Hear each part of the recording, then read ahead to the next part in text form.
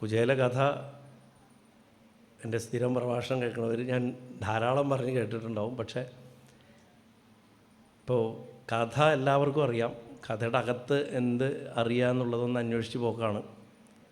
കുചേലൻ്റെ പത്നിയുടെ കാഴ്ചപ്പാടിൽ ഈ കഥ പറയലുണ്ടായിട്ടുണ്ട്. ശുദ്ധവേദാന്തത്തിൻ്റെ കണ്ണിൽ കൂടെ ഇത് നോക്കിക്കാണലുണ്ടായിട്ടുണ്ട്.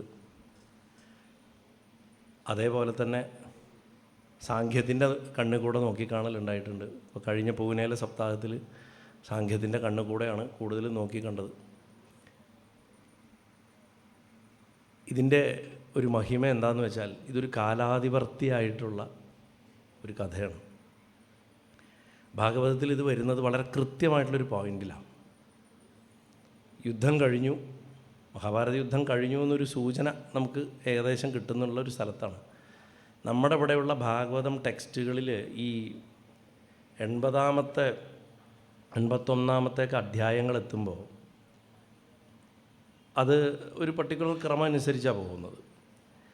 പക്ഷെ നമ്മൾ ഈ നോർത്തിലൊക്കെ ഭാഗവതത്തിൻ്റെ ചില ടെക്സ്റ്റുകളുണ്ട്, ഇവിടെ ഒന്നും അത്ര പ്രചാരമില്ലാത്തത്. നമ്മൾ കാണാത്ത അധ്യായങ്ങളും കേൾക്കാത്ത ശ്ലോകങ്ങളും ഒക്കെ കാണാനില്ല. നമുക്കിന്ന് ഭാഗവതം കിട്ടിയിട്ടുള്ളത്, ഞാൻ മുമ്പും പല പ്രഭാഷണങ്ങൾ പറഞ്ഞിട്ടുള്ളതുപോലെ, വ്യാസമഹർഷി എഴുതിയത് ശുഗൻ ബ്രഹ്മനിഷ്ഠൻ അദ്ദേഹം പരീക്ഷത്തിന് പറഞ്ഞു കൊടുത്ത് അതിങ്ങനെ വാമൊഴിയായി പ്രചരിച്ച് വന്ന് അതിലേക്ക് കുറച്ച് കൂട്ടിച്ചേർക്കലുകളൊക്കെ ഉണ്ടായി വന്നു എന്നേ നമുക്കറിയുള്ളൂ. ജയദേവൻ, അഷ്ടപതി എഴുതിയ ജയദേവൻ, ഗീതാഗോവിന്ദം എഴുതിയ ജയദേവൻ്റെ ജ്യേഷ്ഠൻ ഗോപദേവൻ പുരി ക്ഷേത്രത്തിൽ ഇരുന്നു കൊണ്ട് എഡിറ്റ് ചെയ്തുണ്ടാക്കിയതാണ് ഇന്ന് നമ്മുടെ കയ്യിലുള്ള ഭാഗവതം.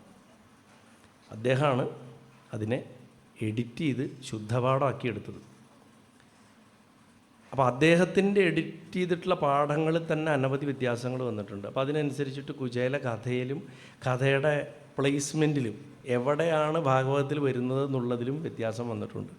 അപ്പോൾ എന്തിനാ ശരത്തിപ്പോൾ ഇതിൻ്റെ പ്ലേസ്മെൻറ്റിന് ഇത്ര പ്രാധാന്യം കൊടുക്കണമെന്ന് ചോദിച്ചാൽ, ഈ ഭാഗവതത്തിൻ്റെ ഒരു പ്രത്യേകത എന്ന് പറഞ്ഞാൽ ഇതിൽ ഒരു കഥ കഴിഞ്ഞ് അടുത്ത കഥ കഴിഞ്ഞ് അടുത്ത കഥ കഴിഞ്ഞ് അങ്ങനെ വരുന്നതിൻ്റെ ക്രമം എന്ന് പറയുന്നത് ഒരു ദിവ്യമായിട്ടുള്ള ഒരു നിർദ്ദേശം അനുസരിച്ചിട്ടാണ്.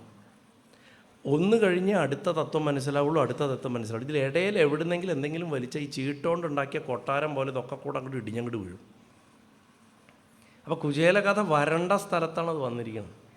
അപ്പോൾ കുചേലൻ ഭഗവാനെ കാണാൻ വരുന്ന കാലത്ത് ഭഗവാൻ എങ്ങനെയും ഒരു 80-85 വയസ്സിൻ്റെ മുകളിലുണ്ട്. 126 വർഷം ജീവിച്ച ഭഗവാൻ ഒരു 85 വയസ്സിൻ്റെ അടുത്തുണ്ട്. കുചേലനും 1 വയസ്സോ 2 വയസ്സോ മുതിർന്ന ആളാണ് ഭഗവാനെ കാട്ടിലും. അദ്ദേഹത്തിനും ഏകദേശം ആ പ്രായമുണ്ട് എന്ന് വെച്ചിട്ട് കുചേലൻ എവിടെയും നമ്മൾ കഥകളിയിലോ നാടകത്തിലോ കാണുന്ന മാതിരി അവിടുന്ന് വിറച്ച് കാല് വടി കുത്തി വയ്യാണ്ടായി വീഴാൻ പോയ അവസ്ഥയിലൊന്നുമല്ല വന്നിരിക്കുന്നു. ഭഗവാൻ അവിലെടുത്ത് ഭക്ഷിച്ചതും കുചേലന് വേണ്ടിയിട്ടല്ല, കുചേലൻ്റെ പത്നിക്ക് വേണ്ടിയിട്ടത്. പണ്ട് ശബരിമലയ്ക്ക് മക്കളും ഭർത്താക്കന്മാരും ആങ്ങളമാരൊക്കെ പോകുമ്പോൾ കെടാവിളക്ക് കത്തിച്ചിട്ട് ഏറ്റവും കൂടുതൽ അയ്യപ്പനെ വിളിച്ചുകൊണ്ടിരിക്കുക വീട്ടിലെ സ്ത്രീകളത്രേ. പോയാൽ തിരിച്ചു വരുമെന്നറിയില്ല. ഇന്നത്തെ മാതിരി ഫോണൊന്നും ഇല്ലല്ലോ. ഇവൻ നമുക്കറിയാലോ 2010 മുമ്പുള്ള അവസ്ഥ. ശബരിമലയ്ക്ക് പോയി കഴിഞ്ഞാൽ എവിടെയും വഴിയിൽ നിന്ന് ബൂത്ത് നിന്ന് വിളിച്ചാലായി. അങ്ങനെയായിരുന്നു. അതേപോലെ ഈ വീട്ടിലിരുന്ന് വിളിക്കുന്ന ആൾക്കുള്ള സമ്മാനമാണ്.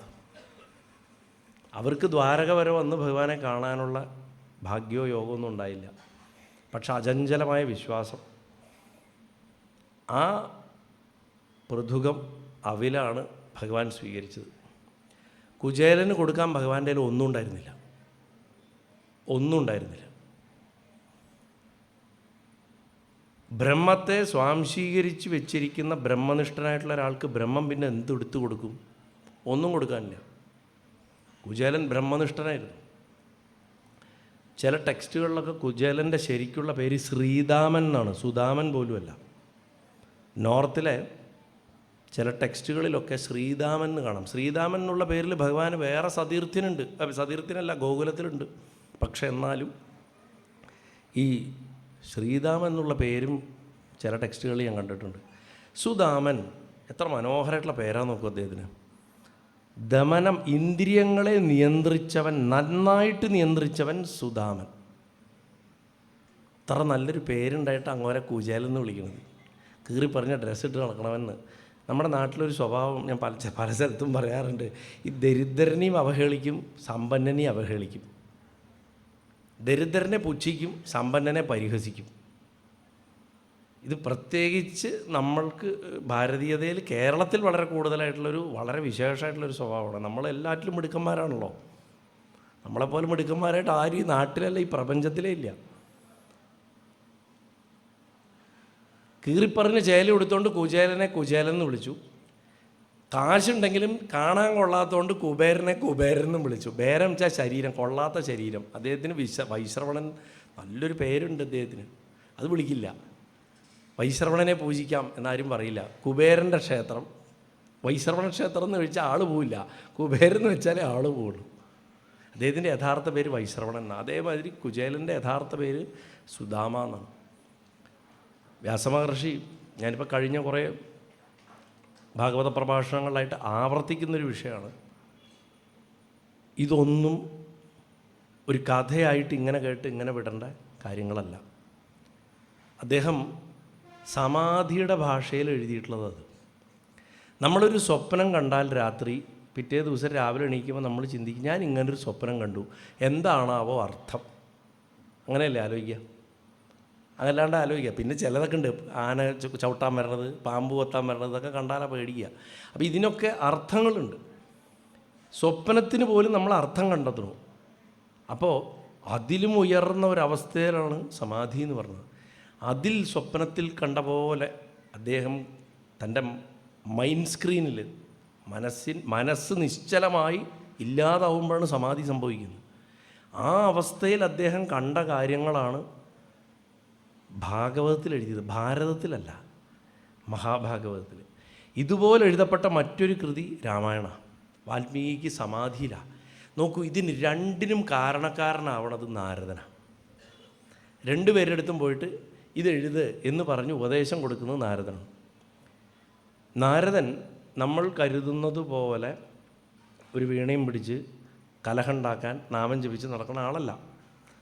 അദ്ദേഹം സാക്ഷിയാണ്, സർവ്വസാക്ഷി. നമ്മുടെ ഉള്ളിലുള്ള സാക്ഷിയാണ് നാരദൻ. നമ്മൾ ഉപാസനയിൽ ഉയരുമ്പോൾ ആദ്യം നമ്മളിലുള്ളിൽ നാരദനെ ഉണരുക. നമ്മളാ മാർഗത്തിൽ പുറപ്പെടുമ്പോൾ ധ്രുവനെ പോലെ വീട്ടിൽ നിന്നിറങ്ങി ഭഗവാനെ കിട്ടണം എന്ന് പറഞ്ഞ് ഉറച്ചിട്ട് പോകുമ്പോൾ നമ്മുടെ ഉള്ളിലെ സാക്ഷി അങ്ങോട്ട് ഉണരും. ആ സാക്ഷിയാണ് ആദ്യം പറയും, വേണോ, ഇത് കുറേ കഷ്ടമാണ്, പൂജിക്കാനൊക്കെ കഷ്ടമാണ്, അങ്ങനെ വിളിച്ചാലൊന്നും അത്ര പെട്ടെന്ന് വരില്ല. അപ്പോൾ നമ്മൾ പറയണം ധ്രുവനെ പോലെ അല്ല, ഞങ്ങൾ പോവും, ഞങ്ങൾ കാണും, കണ്ടിരിക്കും എന്ന് പറയുന്ന സമയത്ത് സാക്ഷി നമുക്ക് വേണ്ട ഉപദേശത്തെ തരും. അത് ഉള്ളിൽ തന്നെ തോന്നും. അവനവൻ തന്നെ അവനവൻ്റെ ഗുരുവായിട്ട് മാറും. ഗീതയിലിപ്പോൾ ഞാൻ അമ്പലത്തിൻ്റെ ഉള്ളിൽ 6-ാമത്തെ അധ്യായം കഴിഞ്ഞിട്ട് അവിടെ വരണത്. 10 തൊട്ട് 12 വരെ അവിടെ ധ്യാനയോഗമായിരുന്നു. അതിലുള്ള ശ്ലോകമാണ് ഉദ്ധരേത് ആത്മനാത്മാനം. അവനവൻ്റെ ആത്മാവിനെ അവനവൻ്റെ ആത്മാവ് കൊണ്ട് പോക്കുക എന്ന് പറയും. ഇത് സാധിച്ചാൽ അവൻ ആദ്യം അവന് സംഭവിക്കുന്നത് എന്താ വെച്ചാൽ, അവൻ ചെയ്യുന്ന കർമ്മങ്ങളിലൊന്നും അവന് ഫലേച്ഛ ഉണ്ടാവില്ല. ഒന്നും പിന്നെ അവന് ഇന്ന പോലെ വേണമെന്നോ ഒന്നും തോന്നില്ല. എന്ത് ചെയ്യുകയാണെങ്കിലും അത് ഈശ്വരനെന്ന് പറഞ്ഞിട്ട് സമർപ്പിക്കാനുള്ള ഒരു കഴിവ് വരും. അപ്പോൾ നമ്മൾ അവനെ എന്ത് വിളിക്കും? സന്യാസി എന്ന് വിളിക്കും. സന്യാസി ആവാൻ കാഷായം ധരിക്കണ്ട എന്നാണ് ഗുരുവായൂരപ്പൻ്റെ മതം. ഗുരുവായൂരപ്പൻ ഗീതയിൽ പറയണത് സന്യാസം എന്ന് പറഞ്ഞാൽ കർമ്മഫലത്തിലുള്ള ആഗ്രഹത്തെ കളഞ്ഞാൽ മതി എന്നാണ്. അത് കളയാൻ കുറച്ച് ബുദ്ധിമുട്ടാണ്. അപ്പോൾ എന്ത് ചെയ്യണം? അത് സ്നേഹം കൊണ്ട് കൊടുക്കണം. നമ്മളൊരാൾ സ്നേഹത്തോടെ ചോദിച്ചാൽ എന്തും എടുത്ത് ഞാൻ കൊടുക്കും എന്ന് പറയും, അല്ലേ? അങ്ങനെ കൊടുക്കുമൊന്നുമില്ല, എന്നാലും പറയും. അങ്ങനെ ഭഗവാന് വേണ്ടിയിട്ട് എന്തും ചെയ്യുക, സർവം ഭഗവാന് സമർപ്പിച്ച് രാവിലെ എഴുന്നേറ്റ് രാത്രി കിടന്നുറങ്ങുന്ന വരെയുള്ള ജീവിതത്തിനെ ചിട്ടപ്പെടുത്തിയാൽ ആ സ്നേഹം കൊണ്ടുള്ള സമർപ്പണം ചെയ്യണവനെ യോഗി എന്ന് പറയും. അപ്പോൾ സന്യാസിയും യോഗിയും ഒന്നായിട്ട് മാറും. ധ്യാനയോഗം പറഞ്ഞിട്ട് അതിലേക്ക് കയറുകയാണ്. എന്തിനാ ഗുരുവായൂരപ്പൻ ഇത് രണ്ടും എനിക്ക് ഒരു ദിവസം തന്നതെന്ന് ഇപ്പോഴും ഇവിടെ ഇരിക്കുമ്പോഴാണ് മനസ്സിലാവണം. ധ്യാനയോഗത്തിൽ പറയുന്ന കാര്യം സന്യാസി എങ്ങനെ യോഗിയാവും, ആ യോഗി എങ്ങനെ യോഗാരൂഢനാവും, അതിലുറച്ച അവസ്ഥയിലെത്തുന്നു. നിത്യേന നമ്മൾ ചെയ്യുന്ന കർമ്മങ്ങളിലെ ഫലത്തെ നമ്മൾ ത്യജിച്ച് അതിൻ്റെ ഇച്ഛയെ അങ്ങനെ ഇങ്ങനെ ആവണം ഒരു കാര്യം എന്നുള്ളതിൻ്റെ ആഗ്രഹത്തെ പോലും വേണ്ടാന്ന് വയ്ക്കാതെ പറഞ്ഞാൽ സാധാരണ മനുഷ്യർക്ക് ഭയങ്കര ബുദ്ധിമുട്ടാണ്. അതുകൊണ്ട് ഒരൊറ്റ മാർഗ്ഗമേ ഉള്ളൂ. ഭഗവാനെ, ഞാൻ എന്താ ഒരു വീട് പണിയാൻ പോണു, ഇത് നിൻ്റെ വീടാണ്. ഞാനൊരു കാറ് വാങ്ങാൻ പോണു, നിൻ്റെ കാറാണ്. ഞാൻ പരീക്ഷ എഴുതാൻ പോണു, നീയാണ് പരീക്ഷ എഴുതണം, നിനക്കാണ് മാർക്ക് കിട്ടേണ്ടത്. ഈ വിധത്തിൽ അതിൽ ബാലിശമായിട്ട് തോന്നാം, ഗൗരവമായിട്ട് തോന്നാം, അതൊന്നും വിഷയമല്ല. സമർപ്പിക്കുക എന്നുള്ളതാണ് പ്രധാനം. സമർപ്പിക്കുക എന്ത് സംഭവിക്കുന്നു വെച്ച് കഴിഞ്ഞാൽ മനസ്സിന് ശുദ്ധി വരും. ചെയ്യണ ക്രിയകളിൽ സ്വാർത്ഥത ഇല്ലാതായി ഈശ്വരോന്മുഖമായ അതിന് ശുദ്ധി വരും. ശുദ്ധി വന്നാലുള്ള ഗുണം എന്താ? ഭക്തി വർദ്ധിക്കും, ഭഗവാനോട് അടുപ്പം തോന്നും. നമ്മൾ ഒരാൾക്ക് വേണ്ടി തന്നെ ജീവിക്കുകയാണ് തോന്നാൻ തുടങ്ങി, ആ ആളുടെ എന്നുള്ള സ്നേഹം അനുഭവിക്കാൻ തുടങ്ങി, നമുക്ക് ആ പിന്നെയും സ്നേഹം വർദ്ധിച്ച് വരുന്നത് മനുഷ്യർക്കേ അനുഭവമാണ്. അപ്പോൾ പിന്നെ ഈശ്വരനോട് ഇത് ചെയ്താലോ? ഭഗവാൻ എന്ന് പറഞ്ഞാൽ തിരിച്ചൊരു പരാതി പറയാത്ത, നമ്മൾ എന്തുണ്ടാക്കി കൊടുത്താലും കഴിക്കണം, ഒരു കുറ്റവും പറയാത്ത, ചായയിൽ മധുരട്ട് കൊടുത്താലും ശരി, ഇല്ലെങ്കിൽ കൊടുത്താലും ശരി, തണുത്ത ഭക്ഷണം കൊടുത്താലും ശരി, എന്തു കൊടുത്താലും കഴിച്ചോളും. എന്തു കൊടുത്താലും അതിനെ റെസിപ്രോക്കേറ്റ് ചെയ്യുന്നതാണ് ഭഗവാന്റെ രീതി, അല്ലേ? അങ്ങനെ വന്ന് നമ്മൾക്ക് ആ സ്നേഹം വർദ്ധിച്ചു വരുമെന്ന് വെച്ചാൽ നമുക്ക് ഭഗവാൻ എന്നല്ലാണ്ട് ഒരു നിമിഷം പോലും വിടാത്ത ഒരു ചിന്ത സംഭവിക്കും. ആ ചിന്ത സംഭവിച്ചാൽ അവൻ യോഗാരൂഢനായി. ഇതിനെ നമ്മൾ ടെക്നിക്കൽ ഭാഷകളിൽ പറയുമ്പോൾ ഭയങ്കര പേര് പറയണമെന്ന് മാത്രം. അത് നമ്മൾ ഗൃഹസ്ഥർക്കും പറഞ്ഞിട്ടുള്ളതാണ്. ഇതിന് സന്യാസിക്കോ വീട് വിട്ട് ഓടിപ്പോ ഒന്നിൻ്റെ ആവശ്യമില്ല. ഇപ്പം എങ്ങനെ ജീവിതമുണ്ട് ആ ജീവിതത്തിനെ തന്നെ ഈശ്വരനിലേക്ക് തിരിച്ചു വിടുക എന്നുള്ളതാണ്. അങ്ങനെ യോഗാരൂഢനാകുന്ന വ്യക്തി പിന്നെ അയാൾക്ക് ഉണ്ടാവുന്ന ഏറ്റവും വലിയ ക്വാളിറ്റി എന്താ? ശ്രദ്ധയാണ്. ഒരു കാര്യം ചെയ്താൽ ആ കാര്യത്തിനെ പരീക്ഷിച്ചറിഞ്ഞ് അതുണ്ടെന്ന് ഉറപ്പ് വരുത്തിയിട്ട് അതിൽ വരുന്ന ഉറപ്പാണ്, അത് മറ്റാർക്കും പറഞ്ഞു കൊടുക്കാനുള്ള ധൈര്യമാണ് ശരിയായിട്ട് ശ്രദ്ധ. അതുകൊണ്ട് ശ്രദ്ധാവാൻ ലഭതേ ജ്ഞാനം എന്ന് പറയുന്നത്. വിജ്ഞാനം എന്നല്ല പറഞ്ഞത്, ജ്ഞാനം കിട്ടുന്ന പറഞ്ഞത്. ശ്രദ്ധയാണ് ഏറ്റവും പ്രധാനം. രാമലക്ഷ്മണന്മാരുടെയും സീതയുടെയും ഹനുമാൻ്റെയൊക്കെ ചിത്രം എടുത്താൽ രാമൻ പരബ്രഹ്മെങ്കിൽ, സീത ഭക്തിയും സ്നേഹമാണെങ്കിൽ, ലക്ഷ്മണൻ ശ്രദ്ധയാണ്, ഹനുമാൻ മനസ്സാണ്. ശ്രദ്ധയും ഭക്തിയും അപ്പുറവും ഇപ്പുറവും ബ്രഹ്മത്തിൻ്റെ അപ്പുറം ഇപ്പുറം നിന്നാൽ മാത്രമേ നമ്മുടെ ഈ കുരങ്ങ് പോലുള്ള മനസ്സ് അടങ്ങി അവിടെ കാൽക്കൽ തൊഴുതുകൊണ്ടിരിക്കുള്ളൂ. ഈ ചിത്രം പല സ്ഥലത്തും ഞാൻ പറയാറുണ്ട്. ഞാൻ എന്തിനെന്നൊക്കെ പറഞ്ഞു തരണമെന്ന് പറയാം. അങ്ങനെ യോഗാരൂഢനായിട്ടിരിക്കുന്ന ഒരാളുണ്ടെങ്കിൽ ആ ആളുടെ കഥ ഭഗവാൻ ഈ ഭൂമിയിൽ നിന്ന് പോകുന്നതിന് മുമ്പ് പറഞ്ഞേ പറ്റൂ. അങ്ങനെ ഒരാൾ ഉണ്ട്. നമ്മൾ കാശിയിലെ മിഥിലയിലെ ഒരു ബ്രാഹ്മണനെയും ഒരു രാജാവിനെയും ഭഗവാൻ കാണാൻ പോയത് ഭാഗവതത്തിൽ വരും. അവസാന കാലത്ത് ഭഗവാന്റെ 2 ഗൃഹസന്ദർശനങ്ങൾ അതാണ്.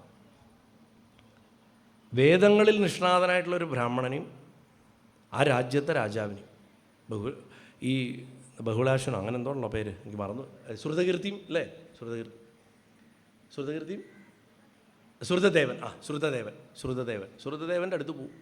ആ പേര് തന്നെയുണ്ട്. വേദത്തിൻ്റെ പ്രകാശം കൊണ്ട് ജ്വലിച്ചവെന്ന വാക്കിനർത്ഥം അല്ലേ ശ്രുതദേവൻ എന്ന് പറഞ്ഞു. ഭഗവാൻ ആരുടെയും വീട്ടിലേക്ക് അങ്ങോട്ട് ചെന്ന് സന്ദർശിക്കണം നമുക്ക് കാണാൻ പറ്റില്ല, അപൂർവമായിട്ടാണ്. പാണ്ഡവന്മാരോടൊപ്പം അത് വേറെ വിഷയം. പക്ഷെ തൻ്റെ ഭക്തൻ്റെ വീട്ടിലേക്ക് അന്വേഷിച്ച് ചെല്ലുക ഒരു പരിവാരങ്ങളോട് കൂടിയിട്ട്, തൻ്റെ ശരീരം വിടുന്നതിന് ഏതാനും മാസങ്ങൾക്ക് മുമ്പുള്ള ഭഗവാന്റെ യാത്രകൾ അതൊക്കെയാണ്. ഐതിഹ്യങ്ങൾ എടുത്താൽ ഭാഗവതത്തിലല്ലാത്ത ഭഗവാന്റെ ഏറ്റവും അവസാനത്തെ യാത്ര പുണ്ടലീകൻ എന്ന് പറഞ്ഞ അച്ഛനെയും അമ്മയും നന്നായി നോക്കണ ഒരാളെ കാണാൻ പോയത്. അവിടെ പോയിട്ട് അങ്ങോട്ട് നിന്നതാണ് പാണ്ഡുരംഗൻ. അവസാനത്തെ യാത്രയാണ്. രുക്മിണിയോട് പറയണം, നമ്മുടെ രാജ്യത്ത് അച്ഛനെയും അമ്മയും നന്നായി നോക്കണ ഒരുത്തനുണ്ട് അത്രേ, എനിക്കോ സാധിച്ചില്ല, അവനെ ഒന്ന് പോയിട്ട് ഞാൻ കാണട്ടെ, അങ്ങനെ ഭാഗ്യം ഉണ്ടാവട്ടെ എനിക്കെന്ന് പറഞ്ഞിട്ട് കാണാൻ പോകണം. അവിടെ ചെന്നപ്പോൾ അവൻ അച്ഛനെയും അമ്മയും കുളിപ്പിക്കുകയാണ്. അവൻ ആരാ പുറത്തു വന്നെന്ന് അവർ അറിയില്ല, ആരോ വന്ന് കോളിംഗ് ബെല്ലടിച്ചു. അവൻ വീട്ടിലിരിക്കാൻ സ്ഥലമൊന്നുമില്ല. അവൻ കസേരയ്ക്ക് പകരം ഒരു ഇഷ്ടിക എടുത്തിട്ട് പുറത്തേക്ക് ഇട്ട് കൊടുത്തത്, അത് കയറി ഇരുന്നോന്ന് പറഞ്ഞു. ഭഗവാൻ ഇരിക്കുന്നതിന് വരെ അതിൻ്റെ മുകളിൽ കയറിയിട്ട് ആ ശംഖം പിടിച്ചിട്ട് ഇങ്ങനെ നിൽക്കുകയാണ്. അതാണ് പാണ്ഡുരംഗൻ. സന്ദർഭവശാ പറഞ്ഞു തന്നില്ല. അപ്പോൾ യോഗാരൂഢനായിട്ടുള്ള ഒരാളുടെ കഥ അവിടെ പറഞ്ഞേ പറ്റൂ.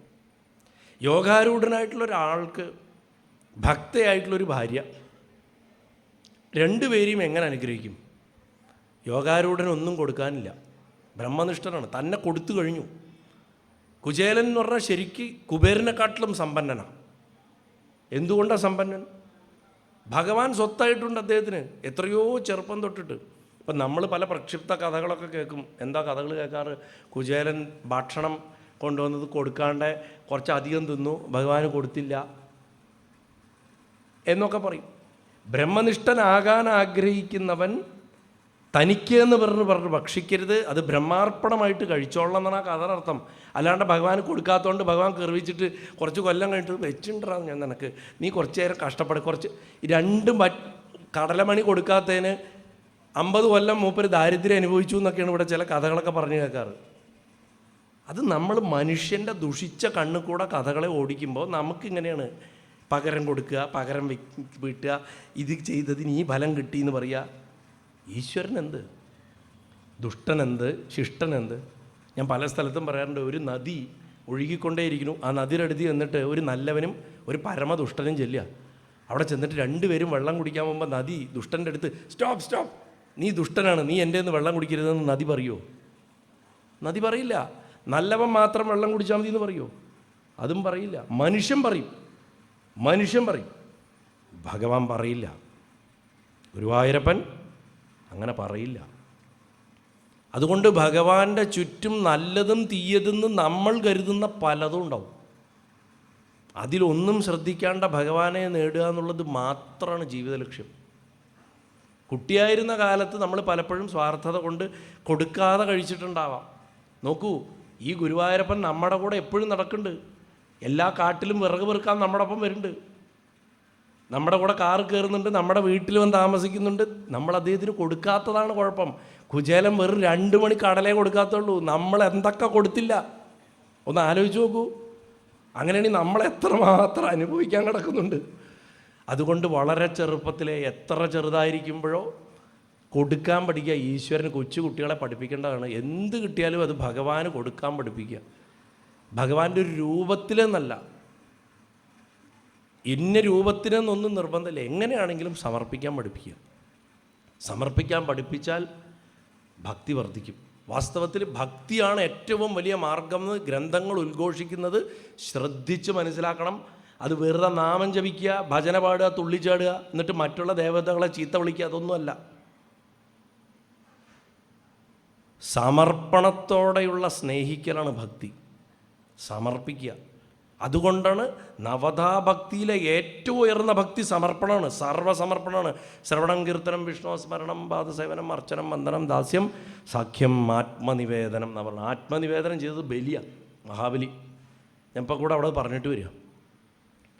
ബലിയുടെ മുകളിലൊരു ഭക്തനില്ല, കാരണം അവനവനെ തന്നെ സമർപ്പിച്ചു. ഇങ്ങനെ സമർപ്പിക്കാൻ സാധിക്കുന്ന ഒരാൾ, അങ്ങനെ സമർപ്പിക്കാൻ സാധിക്കുന്ന ഒരാൾക്ക് ഒന്നുമില്ലെങ്കിൽ അവധൂത സ്വഭാവമായിരിക്കും.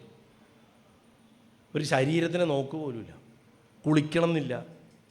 ഋഷഭചരിത്രമൊക്കെ വരുമ്പോൾ കണ്ടിട്ടില്ലേ, ഭഗവാൻ ഒരു അവധൂതൻ എങ്ങനെ ജീവിക്കണം എന്ന് കാണിച്ചു തരികയാണ്. ഋഷഭൻ്റെ ജീവചരിത്രം പറയുമ്പോൾ അവസാനം ആ കൊടകിലെ മുളങ്കാട്ടിലേക്ക് അങ്ങോട്ട് കയറി ചെന്നിട്ട് ആ കാട്ടുതീയിൽ ആ ശരീരം അങ്ങോട്ട് എരിച്ച് കളയണത് വരെ അധികം ചർച്ച ചെയ്യാത്തതാണ് ഋഷഭൻ്റെ ചരിത്രം. നമ്മളങ്ങോട്ട് പറഞ്ഞു പോവും. പക്ഷെ ഋഷഭൻ്റെ ചരിത്രം അങ്ങനെ പറഞ്ഞു പോകേണ്ടൊരു കഥയല്ല. ഒരവധൂതൻ എങ്ങനെയായിരിക്കണം, അവധൂതചര്യ, അത്യാശ്രമം, സകല ആശ്രമങ്ങളെ അതിക്രമിച്ചിട്ടുള്ളത് എങ്ങനെയായിരിക്കണം എന്ന് ഗുരുവായൂരപ്പൻ കാണിച്ചു തന്നത് ഋഷഭാവതാരത്തിലാണ്. അത് കഴിഞ്ഞ് അനവധി ബ്രഹ്മനിഷ്ഠരുടെ കഥകളൊക്കെ ഇതിൽ വരുന്നുണ്ട്. കുചേലനെ മാത്രം ബ്രഹ്മനിഷ്ഠനാണെന്ന് തെളിച്ച് പറയാണ്ട് അങ്ങോട്ട് പറഞ്ഞു പോയിരിക്കുകയാണ് വ്യാസമഹർഷി. വാസ്തവത്തിൽ കുചേലനാണ് ഭാഗവതത്തിൽ വരുന്ന എല്ലാ ബ്രഹ്മനിഷ്ഠരുടെയും സൂര്യസ്പർദ്ധി കിരീടം. സൂര്യസ്പർദ്ധി കിരീടമാണല്ലോ ഭഗവാന്റെ മുകുടം. ആ സൂര്യനുമായിട്ട് കോമ്പറ്റീഷൻ നടത്തിക്കൊണ്ടിരിക്കുന്ന കിരീടം എന്ന് പറയണ്ടെങ്കിൽ അതിൻ്റെ തേജസ് എന്തായിരിക്കും? അതുപോലെ ബ്രഹ്മനിഷ്ഠാന്മാരായിട്ടുള്ള ആൾക്കാർക്ക് കിരീടമായിട്ട് ചക്രവർത്തിയായിട്ടിരിക്കുന്ന ആൾ ആരാന്ന് ചോദിച്ചാൽ ഭാഗവതത്തിൽ ശരിക്കും അതിൻ്റെ ക്ലൈമാക്റ്റിക് ഫേസിൽ കുചേലനാണ്. ആ കുചേലനെ എല്ലാവരും മനസ്സുകൊണ്ട് സാഷ്ടാംഗം നമസ്കരിക്കുക. അദ്ദേഹം വളരെ ചെറുപ്പം തൊട്ടിട്ട് തന്നെ സ്വസ്വരൂപാനുസന്ധാനമാണ് ഭക്തി എന്ന് ശീലിച്ചു വന്നിട്ടുള്ള ഒരാളായിരുന്നു. അതായത് നമ്മൾ മോക്ഷസാധന സാമഗ്രിയാണ് ഭക്തി എന്ന് പറയും, പക്ഷേ അതിനു മുൻപ് ആചാര്യം പറഞ്ഞതിനെ മനഃപൂർവ്വം പറയാണ്ട് വിടും. മോക്ഷസാധന സാമഗ്രിയാം ഭക്തിരേവ ഗരീയസി ഒക്കെ ശരിയാണ്. ഭക്തിരേവ ഗരീയസി എന്ന് പറഞ്ഞിട്ട് പുസ്തകങ്ങളൊക്കെ തന്നെയുണ്ട്. പണ്ടൊക്കെ ഗുരുവായൂർ ശാന്താപുഷ്ടകളൊക്കെ വന്നാൽ കാണും ഭക്തിരേവ ഗരീയസി. ആ പേരിൽ എല്ലാ അനവധി ലേഖനങ്ങളുടെ തലക്കെട്ടുകൾ കണ്ടിട്ടുണ്ട്. അതിനൊക്കെ മുമ്പൊരു സംഭവം കിടപ്പുണ്ട്. മോക്ഷസാധന സമഗ്രം ഭക്തിരേവ ഗരീയസിക്കും പറഞ്ഞ സ്വസ്വരൂപാനുസന്ധാനം ഭക്തിരിത്യവിധീയതയെന്ന്. അവനവൻ്റെ സ്വരൂപത്തിനെ ധ്യാനിക്കുന്നതാണ് അല്ലെങ്കിൽ മനസ്സിലാക്കുന്നതാണ് ഭക്തി. ഗീത മുഴുവൻ ഭഗവാൻ ഇതാ പറയണത്. ഗീത മുഴുവൻ. ഇന്ന് ഗീത അല്ലാത്തതാണ് യഥാർത്ഥ ഗീത എന്ന് പറഞ്ഞ് പ്രചരിപ്പിക്കുന്ന ദുഷിച്ച കാല. നാരദൻ എന്താണോ ഭാഗവതത്തിൻ്റെ തുടക്കത്തിൽ പറഞ്ഞത്, നദീതീരങ്ങളിലും ആശ്രമപാഠങ്ങളിലും പുണ്യസ്ഥലങ്ങളിലും സന്യാസവേഷങ്ങളിലും ആചാര്യന്മാരുടെ വേഷങ്ങളിലും പാഖണ്ഡന്മാരിരുന്ന് സാധുക്കളായിട്ടുള്ള സാധാരണക്കാരെ വഴിതെറ്റിച്ചു കൊണ്ടിരിക്കും എന്ന് നാരദ മഹർഷി അന്ന് പറഞ്ഞത് അക്ഷരാർത്ഥത്തിൽ സംഭവിച്ചു കൊണ്ടിരിക്കുന്ന കാലഘട്ടമാണ്. ഭഗവാനെ തന്നെ കലർപ്പുണ്ടാക്കിയിട്ടാണ് കൊണ്ടുവരുന്നത്. മഞ്ഞപ്പിത്തം പിടിച്ചവൻ കാണുന്നതൊക്കെ മഞ്ഞയാവെന്ന് പറഞ്ഞതുപോലെയുള്ള കാഴ്ചപ്പാടുകളിൽ കൂടെയാണ് ധർമ്മത്തിനെ അവതരിപ്പിക്കുന്നത്. അവിടെയാണ് കുചേലനെ പോലുള്ളവരുടെ കഥകളുടെ പ്രസക്തി. കുചേലനും ഭഗവാനും വേദം പഠിച്ച ഒരു ഗുരുവേ ഉള്ളൂ, സാന്ദീപനി മാത്രം. അവർ വേദവും ഉപനിഷത്തും അവിടെ പഠിച്ചത് പ്രധാനമായിട്ടും. വേറെ എന്തെങ്കിലും പഠിച്ചതായിട്ടോ ദീക്ഷാഗുരു ഉള്ളതായിട്ടോ പറയുന്നില്ല. ഭഗവാനും പറയുന്നില്ല, കുചേലനും പറയുന്നില്ല. എന്നാൽ നോർത്തിൽ നമ്മൾ അന്വേഷിച്ച് കഴിഞ്ഞാൽ അവിടുത്തെ സമ്പ്രദായങ്ങളിൽ ഭഗവാന് വേറെയും ഗുരുനാഥനുണ്ട്. ആ ആളുടെ പേര് ദുർവാസാവ് എന്നാണ്. വേദം സാന്ദീപനിയിൽ നിന്നും തന്ത്രം ദുർവാസാവ് എന്നും പഠിച്ചു എന്നാണ്. കൃഷ്ണ അസാധ്യ താന്ത്രികനായിരുന്നു. ആ രാസക്രിയയുടെ വരെയുള്ള ഒന്നും വേണ്ട, വൃന്ദാവനം അവസാനിക്കുന്ന അക്രൂരം വന്ന് കൂട്ടിക്കൊണ്ട് പോകുന്നത് മുഴുവൻ, അതുവരെയുള്ള മുഴുവൻ ലീലയും താന്ത്രിക. കംസനെ കൊല്ലുന്നവിടം തൊട്ടിട്ട് പിന്നെ ജീവിതാവസാനം വരെയുള്ള ലീലകളൊക്കെ വൈദികമാണ്. കൃത്യമായിട്ടുള്ള ഡിവിഷൻ കാണാം. അത് തന്നെ ഒരു പ്രഭാഷണ വിഷയമാണ്. സാന്ദീപനിയുടെ ആശ്രമത്തിൽ പഠിച്ച് എന്തൊരു വേദാന്ത വിദ്യയുണ്ടോ, വേദത്തിൻ്റെ മാർഗമുണ്ടോ, ആ മാർഗത്തിനെ അക്ഷരം പ്രതി അനുസരിച്ച് പോയ ആൾ കുചേലനാണ്. ഭഗവാന്റെ ജീവിതത്തിൽ പോലും അതിൽ സമ്മിശ്രത കാണും. ഭഗവാൻ സന്ദർഭാനുസരണം തന്ത്രവും സന്ദർഭാനുസരണം വേദവും വൈദികവും ഉപയോഗിക്കുന്നത് നമുക്ക് കാണാൻ സാധിക്കും. കുചേലനിൽ അത് കാണാൻ സാധിക്കില്ല. അതുകൊണ്ട് തന്നെ അദ്ദേഹം കർമ്മത്തിൽ നിന്ന് തന്നെ വിരമിച്ച അവസ്ഥയിലേക്ക് എത്തി. വളരെ പെട്ടെന്ന്, പ്രത്യേകിച്ച് ഒന്നും ചെയ്യാത്ത ഒരവസ്ഥയിലേക്ക് എത്തി.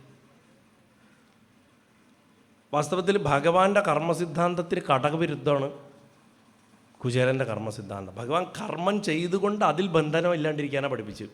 കുചേലൻ അങ്ങനെയല്ല. കുചേലൻ കർമ്മമേ ഉപേക്ഷിച്ചു. അതുകൊണ്ട് എന്തുണ്ടായി? വീട്ടിൽ പട്ടിണിയായി. ഗൃഹസ്ഥൻ അത് പറഞ്ഞിട്ടില്ല. പട്ടേരിപ്പാട് പറയുന്നില്ലേ, ധർമ്മത്തിനോടുള്ള പ്രതിപത്തി അധികമായാലും കാമം അധികമായാലും മനുഷ്യൻ കഷ്ടപ്പെടേണ്ടി വരുന്ന കാണിച്ചു തരാനല്ലേ ഗുരുവായൂരപ്പ നീ ശ്രീരാമചന്ദ്രൻ്റെ അവതാരം എടുത്തതെന്ന് ചോദിച്ചതുപോലെ ഗാർഹസ്ഥ്യത്തിൽ ഇരുന്നു കൊണ്ട് നൈഷ്കർമ്മ്യമല്ല വേണ്ടത്, നിഷ്കാമ കർമ്മഫലേച്ഛയാണ് വേണ്ടത് എന്ന് പഠിപ്പിക്കാൻ വേണ്ടിയിട്ടാണ് കുചേലൻ്റെ കഥ അവിടെ കൊണ്ട് ഫിറ്റ് ചെയ്തിരിക്കുന്നതിൻ്റെ രണ്ടാമത്തെ കാരണം. ഗൃഹസ്ഥൻ കുചേലനെ പോലെ ആയിക്കഴിഞ്ഞാൽ വീട് കഷ്ടത്തിലായി പോകും. കുചേലൻ്റെ പത്നിയുടെ ഭക്തി ഉണ്ടാവണം, അല്ലെങ്കിൽ പിന്നെ ഭഗവാൻ ജീവിച്ചിരിക്കണം. ഇന്നും ഗുരുവായൂർ വന്ന് വിളിച്ചാൽ വീട്ടിൽ കിട്ടേണ്ടത് കിട്ടുന്നുണ്ട്. ഗുരുവായൂരപ്പൻ്റെ ഒരു സ്വഭാവം അതാണല്ലോ, എന്തും വീട്ടിലേ കൊടുക്കുള്ളൂ പറയാറുണ്ട് ഞാൻ. നല്ലതാണെങ്കിലും ചീത്തയാണെങ്കിലും മൂപ്പര് വീട്ടിലേ തരുള്ളൂ, കയ്യിൽ തരില്ല. കുചേലൻ്റെ കയ്യിൽ ഒന്നും കൊടുത്തു വിട്ടില്ല, വീട്ടിലാണ് കൊടുത്തത്. അടിയാണെങ്കിലും അങ്ങനെയാണ്, പാഴ്സൽ കൊറിയറിലാണ് വരിക, വീട്ടിലേക്കാണ് വരിക. മക്കൾക്കോ മരുമക്കൾക്കോ സന്തതി പരമ്പരകൾക്കോ ഭാര്യയ്ക്കോ ഭർത്താവിനോ എവിടെയാച്ചാൽ അതിങ്ങനെ വന്നിട്ട് ഇങ്ങനെ കുഴിബോംബ് പൊട്ടർമാരി പൊട്ടും. പൊട്ടണത് വരെ അറിയൂല. അദ്ദേഹത്തിൻ്റെ രീതിയാണ്. കുചേലൻ വീടെത്തിയപ്പോഴാണ് അത്ഭുതം കണ്ടത്, അതുവരെ അറിഞ്ഞില്ല. നന്മയാണെങ്കിലും അങ്ങനെയാണ്, ഫലമായിട്ട് വരുമ്പോഴേ അറിയുള്ളൂ. വാസ്തവത്തിൽ കുചേലന് വേണ്ടിയിട്ടേ അല്ല അത് കൊടുത്തത്. അത് വീണ്ടും ആവർത്തിച്ച് നമ്മൾ ഉറപ്പിക്കേണ്ട കാര്യമാണ്. കുചേലന് ഒന്നും കിട്ടാനുണ്ടായിരുന്നില്ല. ബ്രഹ്മത്തെ സദാ ഉപാസിച്ചു, ചെറുപ്പം തൊട്ട് ബ്രഹ്മനിഷ്ഠനായിട്ടിരുന്നു. വീട്ടുകാരുടെ നിർബന്ധം കൊണ്ട് കല്യാണം കഴിച്ചു. കുചേലനെക്കുറിച്ചുള്ള പല ടെക്സ്റ്റുകളുണ്ട്. ഇപ്പോൾ നോർത്തിലൊക്കെ എഴുതപ്പെട്ടിട്ടുള്ള പല ടെക്സ്റ്റുകൾ, ഇപ്പോൾ ഹനുമാൻ പ്രസാദ് പൗഡാറിനൊക്കെ പോലുള്ളവരുടെയൊക്കെ ചില ടെക്സ്റ്റുകളിലൊക്കെ കാണാം. അതിലൊക്കെ പറയണത് കുചേലൻ എന്ന് പറഞ്ഞു കഴിഞ്ഞാൽ ശരിക്കും എന്തോ ഒരു പ്രശ്നം കൊണ്ട് സന്യാസി ആവാണ്ട് ഗൃഹസ്ഥനായി പോയ ഒരാൾ, ഒരപകടം പറ്റി. പക്ഷെ അതുകൊണ്ട് എന്തുണ്ടായി, നമുക്ക് മഹത്തായിട്ടൊരു കഥ കേട്ടു. അല്ലെങ്കിൽ ഭഗവാൻ ഇങ്ങനെ ബ്രഹ്മനിഷ്ഠനായിട്ടുള്ളൊരു സുഹൃത്തുണ്ടായിരുന്നു നമ്മളറിയോ? സുഹൃത്ത് ബന്ധത്തിൻ്റെ മഹിമ നമ്മളറിയോ? നമ്മളറിയില്ല. അങ്ങനെയുള്ള കുചേലൻ്റെ യാത്ര ആരംഭിക്കുന്നത് തന്നെ ഗാർഹസ്ഥ്യത്തിൻ്റെ ആവശ്യത്തിന് വേണ്ടിയിട്ടാണ്. കുചേലൻ ബ്രഹ്മചര്യവും ഗാർഹസ്ഥ്യവും കടന്ന് വാനപ്രസ്ഥത്തിൻ്റെ സ്വഭാവത്തിൽ സന്യാസത്തിൻ്റെ പടിയിൽ വന്ന് നിൽക്കുന്ന ആളാണ്. എന്തുകൊണ്ടാണ് സന്യാസി ആവാൻ പറ്റാത്തതെന്ന് വെച്ച് കഴിഞ്ഞാൽ, പിന്നെ കുചേലന് ആകെ ത്യജിക്കാനുള്ളത് ശരീരം മാത്രമേ ഉള്ളൂ. വസ്ത്രം പോലും പ്രശ്നമാണ്. ശരീരം മാത്രമേ ത്യജിക്കാൻ ബാക്കിയുള്ളൂ. നോക്കൂ, നമുക്ക് എന്തെങ്കിലും ത്യജിക്കണമെങ്കിൽ ആദ്യം നമ്മളത് ഉണ്ടാക്കണം. ഉണ്ടാക്കിയാലല്ലേ, ഉണ്ടെങ്കിലല്ലേ ത്യജിക്കാൻ പറ്റുള്ളൂ.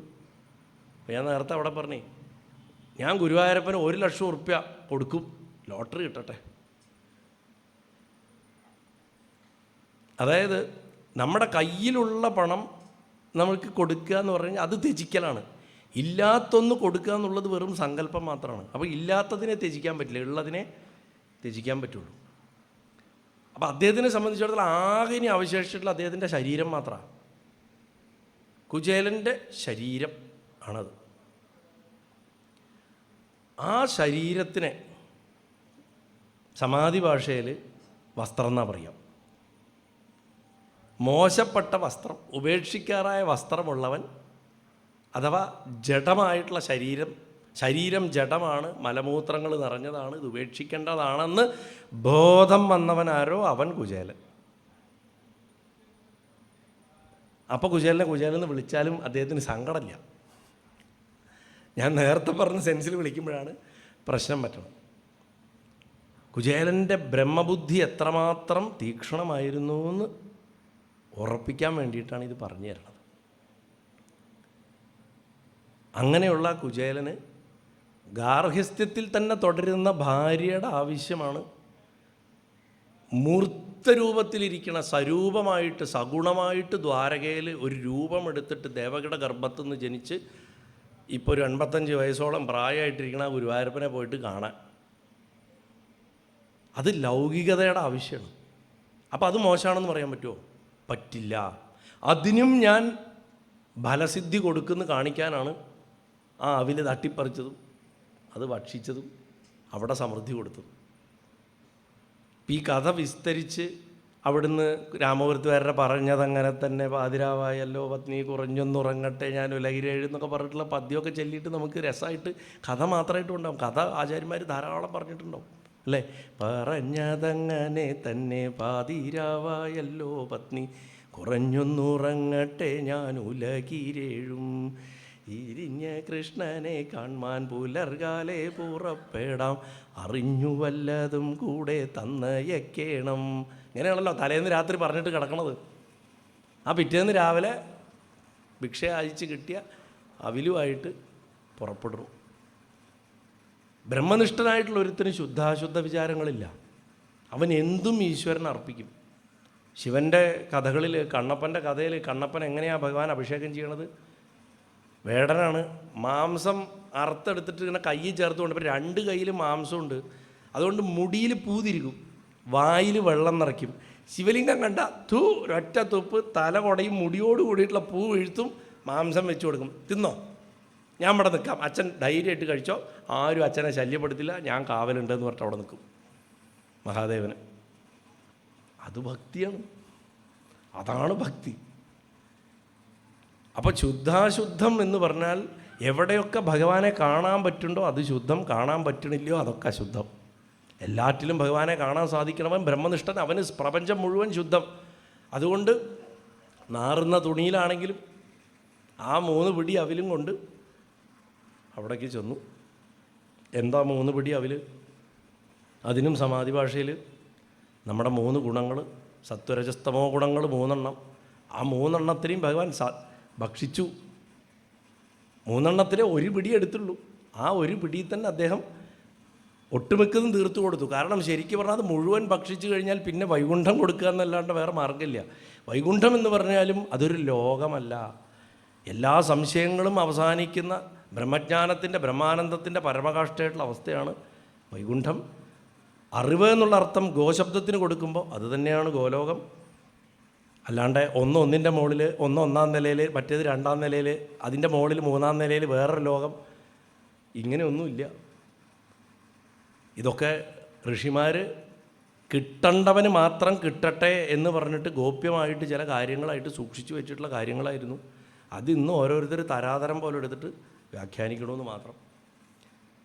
അങ്ങനെ ബ്രഹ്മനിഷ്ഠനായിട്ടുള്ള ഒരാൾ ബ്രഹ്മത്തെ കാണാൻ വേണ്ടി വരുമ്പോൾ ആ ബ്രഹ്മത്തിന് കൊട്ടാരത്തിൽ നിന്ന് ഇറങ്ങി ഓടിയേ പറ്റൂ. കൊട്ടാരത്തിൽ നിന്ന് ഇറങ്ങി ഓടി ഗോപുരത്തിൻ്റെ അവിടെ ചെന്നിട്ടാണ് കൂട്ടിക്കൊണ്ട് വന്നിട്ട്, എവിടെയാണ് കൂട്ടിക്കൊണ്ടുവന്ന് ഇരുത്തുന്നത്? നമ്മളിപ്പോൾ എത്ര വലിയ ഫ്രണ്ട് വന്നാലും ബെഡ്റൂമിൽ കൊണ്ടുപോയിട്ട് ബെഡിൽ കൊണ്ടിരുത്തില്ലല്ലോ. ഇരുത്തുമോ? കൃഷ്ണൻ എന്താ മുറികളില്ലാഞ്ഞിട്ടാ? ഈ വീട്ടിൽ ഇരിക്കാനും കിടക്കാനും ഒക്കെ ഒരു മുറിയേ ഉള്ളൂ എന്നുള്ള അവസ്ഥയല്ല ദ്വാരകയിൽ. എന്നിട്ട് എവിടെയാണ് കൊണ്ടിരുത്തിയത്? തൻ്റെ കിടപ്പറയിൽ താൻ കിടക്കുന്ന ശയ്യയിൽ കൊണ്ടുപോയിട്ട് ഇരുത്തി. വേറെ ആരെങ്കിലും കൊണ്ടിരുത്തിയതായിട്ട് കേൾക്കുന്നുണ്ടോ? അർജുനനെ പോലും കൊണ്ടിരുത്തിയത് കഥയായിട്ട് കേട്ടില്ലേ? അവർ അത്രയും സുഹൃത്തുക്കളായതുകൊണ്ട് എഴുതപ്പെടാത്ത കഥകളുണ്ടാവാം. പക്ഷേ കുചേലനെ അവിടെ കൊണ്ടിരുത്തിയത്. എന്നിട്ട് സമയം ചെലവഴിക്കുക എന്നുള്ളത് മാത്രമേ ഉള്ളൂ. ബ്രഹ്മനിഷ്ഠന് ബ്രഹ്മജ്ഞാനം അല്ലെങ്കിൽ ബ്രഹ്മസംബന്ധം വന്നാൽ ചോദിക്കാനും പറയാനൊന്നും ഒന്നുമില്ല. പിന്നെ എത്ര നേരം കൂടുതൽ ഒപ്പം ഇരിക്കാൻ പറ്റുമോ അത്രയും നേരം ഇരിക്കുക. അതാണ് രണ്ടുപേരും ചെയ്യുന്നത്. ഇവർ കുറേ പഴയ കഥ പറയണു. പഴയ കഥ പറഞ്ഞിട്ട് കാര്യമൊന്നുമില്ല, എന്നാലും പറയണം. ഇവിടുന്ന് അങ്ങോട്ട് പറഞ്ഞു, അവിടുന്ന് ഇങ്ങോട്ടും പറഞ്ഞു.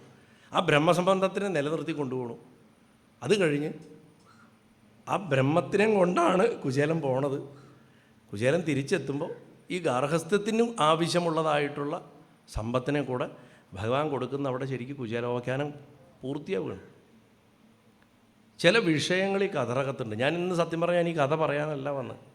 ഇതിൻ്റെ അകത്ത് കുറച്ച് കാര്യങ്ങളുണ്ട്. ആ കാര്യങ്ങളെ ഒന്ന് നമുക്കൊന്ന് സൂക്ഷ്മമായിട്ട് നോക്കുക എന്നുള്ളൊരൊറ്റ ഉദ്ദേശം. ഒന്ന്, ആത്മാവിൻ്റെ സ്വഭാവം എന്താണെന്ന് കറക്റ്റായിട്ട് കാണിച്ചു തരുന്നുണ്ട്. എന്തായിരിക്കണം ആത്മാവ്? എങ്ങനെയുള്ളതായിരിക്കണം ഒരു പുണ്യാത്മാവ്? അല്ലെങ്കിൽ ബ്രഹ്മനിഷ്ഠരായിട്ടുള്ള ഒരു ആത്മാവ് എങ്ങനെയായിരിക്കണം? ഒരു റോൾ മോഡൽ എങ്ങനെയായിരിക്കണം എന്നുള്ളത് കുചേലനെ കണ്ടാൽ മനസ്സിലാവും. അദ്ദേഹത്തിന് ധനത്തിൽ ആർത്തിയില്ല. ഉണ്ടായിരുന്നു എന്നുണ്ടെങ്കിൽ അദ്ദേഹം തീർച്ചയായിട്ടും ധാരാളം എന്താ പറയുക, ഒരു ദക്ഷിണയൊക്കെ കിട്ടണ ജോലിക്കോ ഇല്ലെങ്കിൽ ഈവൻ പൂന്താനത്തിനെ പോലെ ഭാഗവതം വായിക്കാനെങ്കിലും പോയേനെ. പൂന്താനത്തിന് പ്രാരബ്ധ തീരുന്നതുകൊണ്ട് ഭാഗവതം വായിക്കാനുള്ള പാവം പോയിരുന്നത് മുഴുവൻ. അമ്പലങ്ങളിൽ നിന്ന് അമ്പലങ്ങളിലേക്ക് ഭാഗവതം വായിക്കലായിരുന്നു അദ്ദേഹത്തിൻ്റെ ദക്ഷിണ വരുമാന മാർഗം. അതുപോലും ചെയ്യാതെ കർമ്മനിരാസം ചെയ്ത് ഒരു കർമ്മവും ചെയ്യാതെ അങ്ങനെ ഭൗതികമായിട്ടുള്ള സ്വത്തുക്കളൊന്നും ഇച്ഛയില്ലാണ്ട് കുചേലന് വാസ്തവത്തിൽ എത്ര മക്കളുണ്ടായിരുന്നു എന്ന് പോലും കൃത്യമായിട്ടൊന്നും ഭാഗവതം പറയില്ല. അതൊക്കെ ഭാവനയിൽ പിന്നെ ഉണ്ടാക്കിയതിന് ഒരുപാട് മക്കളും ഒരുപാട് എന്താ പറയുക പ്രാരബ്ധമാണ് എന്ന് കാണിക്കാൻ വേണ്ടിയിട്ടൊക്കെ അങ്ങനെ ആക്കിപ്പോയതാണ്. സന്താനഗോപാലൻ കഥ പറയുമ്പോൾ ഞാൻ പറയാറുണ്ട്, അത് കുട്ടികളുണ്ടാവാനുള്ളൊരു കഥയല്ല. ബ്രഹ്മാകാര വൃത്തിയെ എങ്ങനെ ഈശ്വരൻ്റെ സഹായത്തോട് കൂടിയിട്ട് ഉറപ്പിച്ച് നിർത്തി സാക്ഷാത്കാരം നേടാമെന്ന് പറഞ്ഞതിൻ്റെ കഥയാണ്. ഈ ബ്രാഹ്മണൻ്റെ 10 മക്കളും ബ്രഹ്മാകാര വൃത്തിയാണ്. ബ്രഹ്മത്വമായിട്ടുള്ള നമ്മുടെ സംബന്ധം ലൗകികമായിട്ടുള്ള എന്തെങ്കിലും വന്ന് തൊട്ട അപ്പം നശിക്കും. അതുകൊണ്ടാണ് ഈ കുട്ടി നിലത്ത് വീണു ഭൂസ്പർശം വന്നാൽ കുട്ടി മരിക്കുന്നു പറഞ്ഞത്. ഭൂമി ലൗകികതയാണ്. അതിനെയാണ് പോയിട്ട് തിരിച്ചു കൊണ്ടുവന്ന കഥ. ഇതിൻ്റെ കഥയുടെ സൗന്ദര്യം വേറെ. അത് ധാരാളം പറഞ്ഞ് കേൾക്കുന്നുണ്ട് നമ്മൾ. അതല്ലാതെ ഇങ്ങനെ മനസ്സിലാക്കിയിട്ട് ആ കഥ ഇനിയും കേൾക്കുമ്പോൾ നമുക്കിനിയും ആസ്വാദ്യകരവും. അതേപോലെയാണ് ഈ കുചേലൻ്റെ കഥയിൽ. കുചേലൻ നമ്മുടെ ആത്മാവാണ്. നമ്മൾ റിഫൈൻഡ് ആയാൽ, നമുക്ക് ദേഹബോധം കുറഞ്ഞാൽ, നമുക്ക് ഭൗതികമായിട്ടുള്ള സ്വത്ത് സമ്പാദനത്തിലും അംഗീകാരങ്ങളിലും ഒക്കെ ഉള്ള കാംക്ഷ കുറഞ്ഞാൽ, കല്ലേറ് കിട്ടിയാലും പൂമാല കിട്ടിയാലും ഒക്കെ ഗുരുവായൂരപ്പൻ തരണയാണെന്നുള്ള ബോധം നമ്മളിൽ ഉറച്ചാൽ, നല്ലത് ചീത്ത എന്നുള്ള വ്യത്യാസം കാണാണ്ടായാൽ, മധുരം കയ്പ്പ് ഇങ്ങനത്തെ ഉള്ള വ്യത്യസ്ത ടേസ്റ്റുകളില്ലാണ്ടായാൽ, ചൂടും തണുപ്പും ഒരേപോലെ ആയാൽ, സുഖം ദുഃഖം ഒരേപോലെ ആയാൽ, സമത്വം വന്നാൽ, സ്വാമി ആയാൽ, യോഗിയായാൽ, സന്യാസിയായാൽ, ഞാൻ നേരത്തെ പറഞ്ഞ ഗുണങ്ങളൊക്കെ ഇതിൽ വന്നു.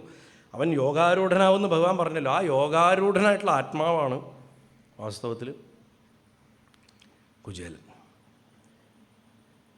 ഗീതയുടെ 2-ാമത്തെ അധ്യായത്തിൽ 13-ാമത്തെ ശ്ലോകത്തിൽ പറയുന്നുണ്ട്, എങ്ങനെയാണോ ആത്മാവ് ബാല്യം, യൗവനം, വാർദ്ധക്യം ഇതിൽ കൂടെയൊക്കെ കടന്നുപോയി അടുത്ത ശരീരത്തിലേക്ക് പോകുന്നത്. അതിൻ്റെ രഹസ്യം മനസ്സിലാക്കുക. ബുദ്ധിമാൻ ഇത് മനസ്സിലാക്കി കഴിഞ്ഞാൽ അവൻ പിന്നെ വഴിതെറ്റിപ്പോവില്ല എന്ന് പറയും. അങ്ങനെ വഴിതെറ്റിപ്പോകാത്ത ഒരാളെ എക്സാമ്പിൾ കാണിച്ചു തരൂ ഈ ഗീത 2:13 എന്ന് ചോദിച്ചാൽ അത് 2-ാമത്തെ അധ്യായം 13-ാമത്തെ ശ്ലോകത്തിന് എനിക്കിപ്പോൾ ഒരു എക്സാമ്പിൾ വേണമെന്ന് പറഞ്ഞാൽ ധൈര്യമായിട്ട് കുചേലൻ എന്ന് പറഞ്ഞോളൂ. അത് കുചേലനാണ്. അകത്ത് പുറത്തുള്ള ദാരിദ്ര്യമല്ല, അകത്തുള്ള സമ്പന്നത. എന്താ സമ്പന്നത? തൃപ്തിയാണ് സമ്പന്നത. എനിക്കിതുണ്ട്, ഞാൻ തൃപ്തനാണെന്ന് പറഞ്ഞാൽ അവനാണ് സമ്പന്നൻ. ഒരുപാടുണ്ട് എന്നാൽ എനിക്കൊരു തൃപ്തിയില്ല എന്ന് പറഞ്ഞാൽ അവൻ ദരിദ്രനാണ്. യഥാർത്ഥ സമ്പത്ത് തൃപ്തിയാണ്. അതിൽ തന്നെ ശാശ്വതമായിട്ടുള്ള തൃപ്തി എപ്പോഴാണ് വരിക എന്ന് ചോദിച്ചാൽ അതും ഇതും ഒന്നാണെന്ന് തിരിച്ചറിയുമ്പോൾ മാത്രമാണ്. അതും ഇതും വെവ്വേറെ എന്ന് പറഞ്ഞിരുന്നിക്കുന്നിടത്തോളം കാലം തൃപ്തി ഉണ്ടാവില്ല. അത് പറഞ്ഞ് നടക്കുന്നവരുടെ പുറകെ പോകുന്നതും നാശമായിത്തീരും. ഒന്നാണെന്ന് പഠിപ്പിക്കുന്നവിടെ മാത്രമേ രക്ഷയുള്ളൂ. ഇത് ഭഗവാൻ ആവർത്തിച്ച് പറഞ്ഞിട്ടുണ്ട്. ഉദ്ധവോപദേശം വായിച്ചാലും ശരി, ഗീത വായിച്ചാലും ശരി, ഇങ്ങനത്തെ കഥകളുടെ ആന്തരാർത്ഥം അന്വേഷിച്ചാലും ശരി. ഇദ്ദേഹത്തിൻ്റെ വൈരാഗ്യബുദ്ധി, ഡിറ്റാച്ച്മെൻറ്റ്. നമ്മൾ ഈ വൈരാഗ്യം എന്ന് പറയുമ്പോൾ ഒരാളോടുള്ള ദേഷ്യമല്ല വൈരാഗ്യം. ഒരു കാര്യം ഇങ്ങനെ നടക്കണം എന്നുള്ള നമ്മുടെ ശാഠ്യമാണ് രാഗം എന്ന് പറയാറുണ്ട്. അത് നടക്കാണ്ട് വന്നാൽ ഉണ്ടാവണ ഇറിറ്റേഷനാണ് ദ്വേഷം. ആ രാഗത്തിനെ തന്നെ ഇല്ലാണ്ടാക്കിയിട്ട് നിർത്തുന്ന അവസ്ഥ വൈരാഗ്യം. അത് നമ്മൾ സാധാരണക്കാർക്ക് ഭയങ്കര ബുദ്ധിമുട്ടാണ്. അതുകൊണ്ട് എന്താ ചെയ്യുക? നമുക്ക് അറ്റാച്ച്മെൻ്റ് ഉള്ള വസ്തുക്കളൊക്കെ ശരീരമടക്കം ഭഗവാന്റെ ആണെന്ന് അങ്ങോട്ട് സങ്കല്പിക്കുക. അത് ഉറപ്പിക്കുക. അല്ലാണ്ട് എനിക്ക് ഡിറ്റാച്ച്മെൻ്റ് ഉണ്ട് എന്ന് പറഞ്ഞ് നടന്ന കാര്യമില്ല. ഇപ്പോൾ കഴിഞ്ഞ ദിവസം പൂനെയിലെ സപ്താഹത്തിൽ ഞാനൊരു എക്സാമ്പിൾ പറഞ്ഞു. ചിലർ വല്ലാത്തൊരു എക്സാമ്പിളായി പോയിന്ന്.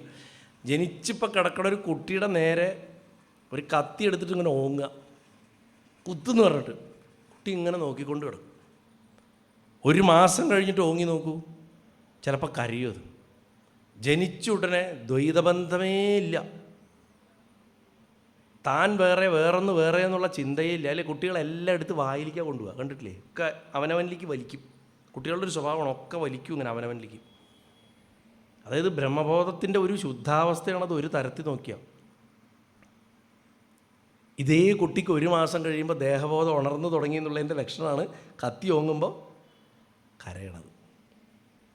ആദ്യം ജനിച്ചു ഉടനെയുള്ള കുട്ടിയുടെ നേരെ എന്തെടുത്തിട്ട് ഓങ്ങി നോക്കൂ, അതിങ്ങനെ നോക്കും.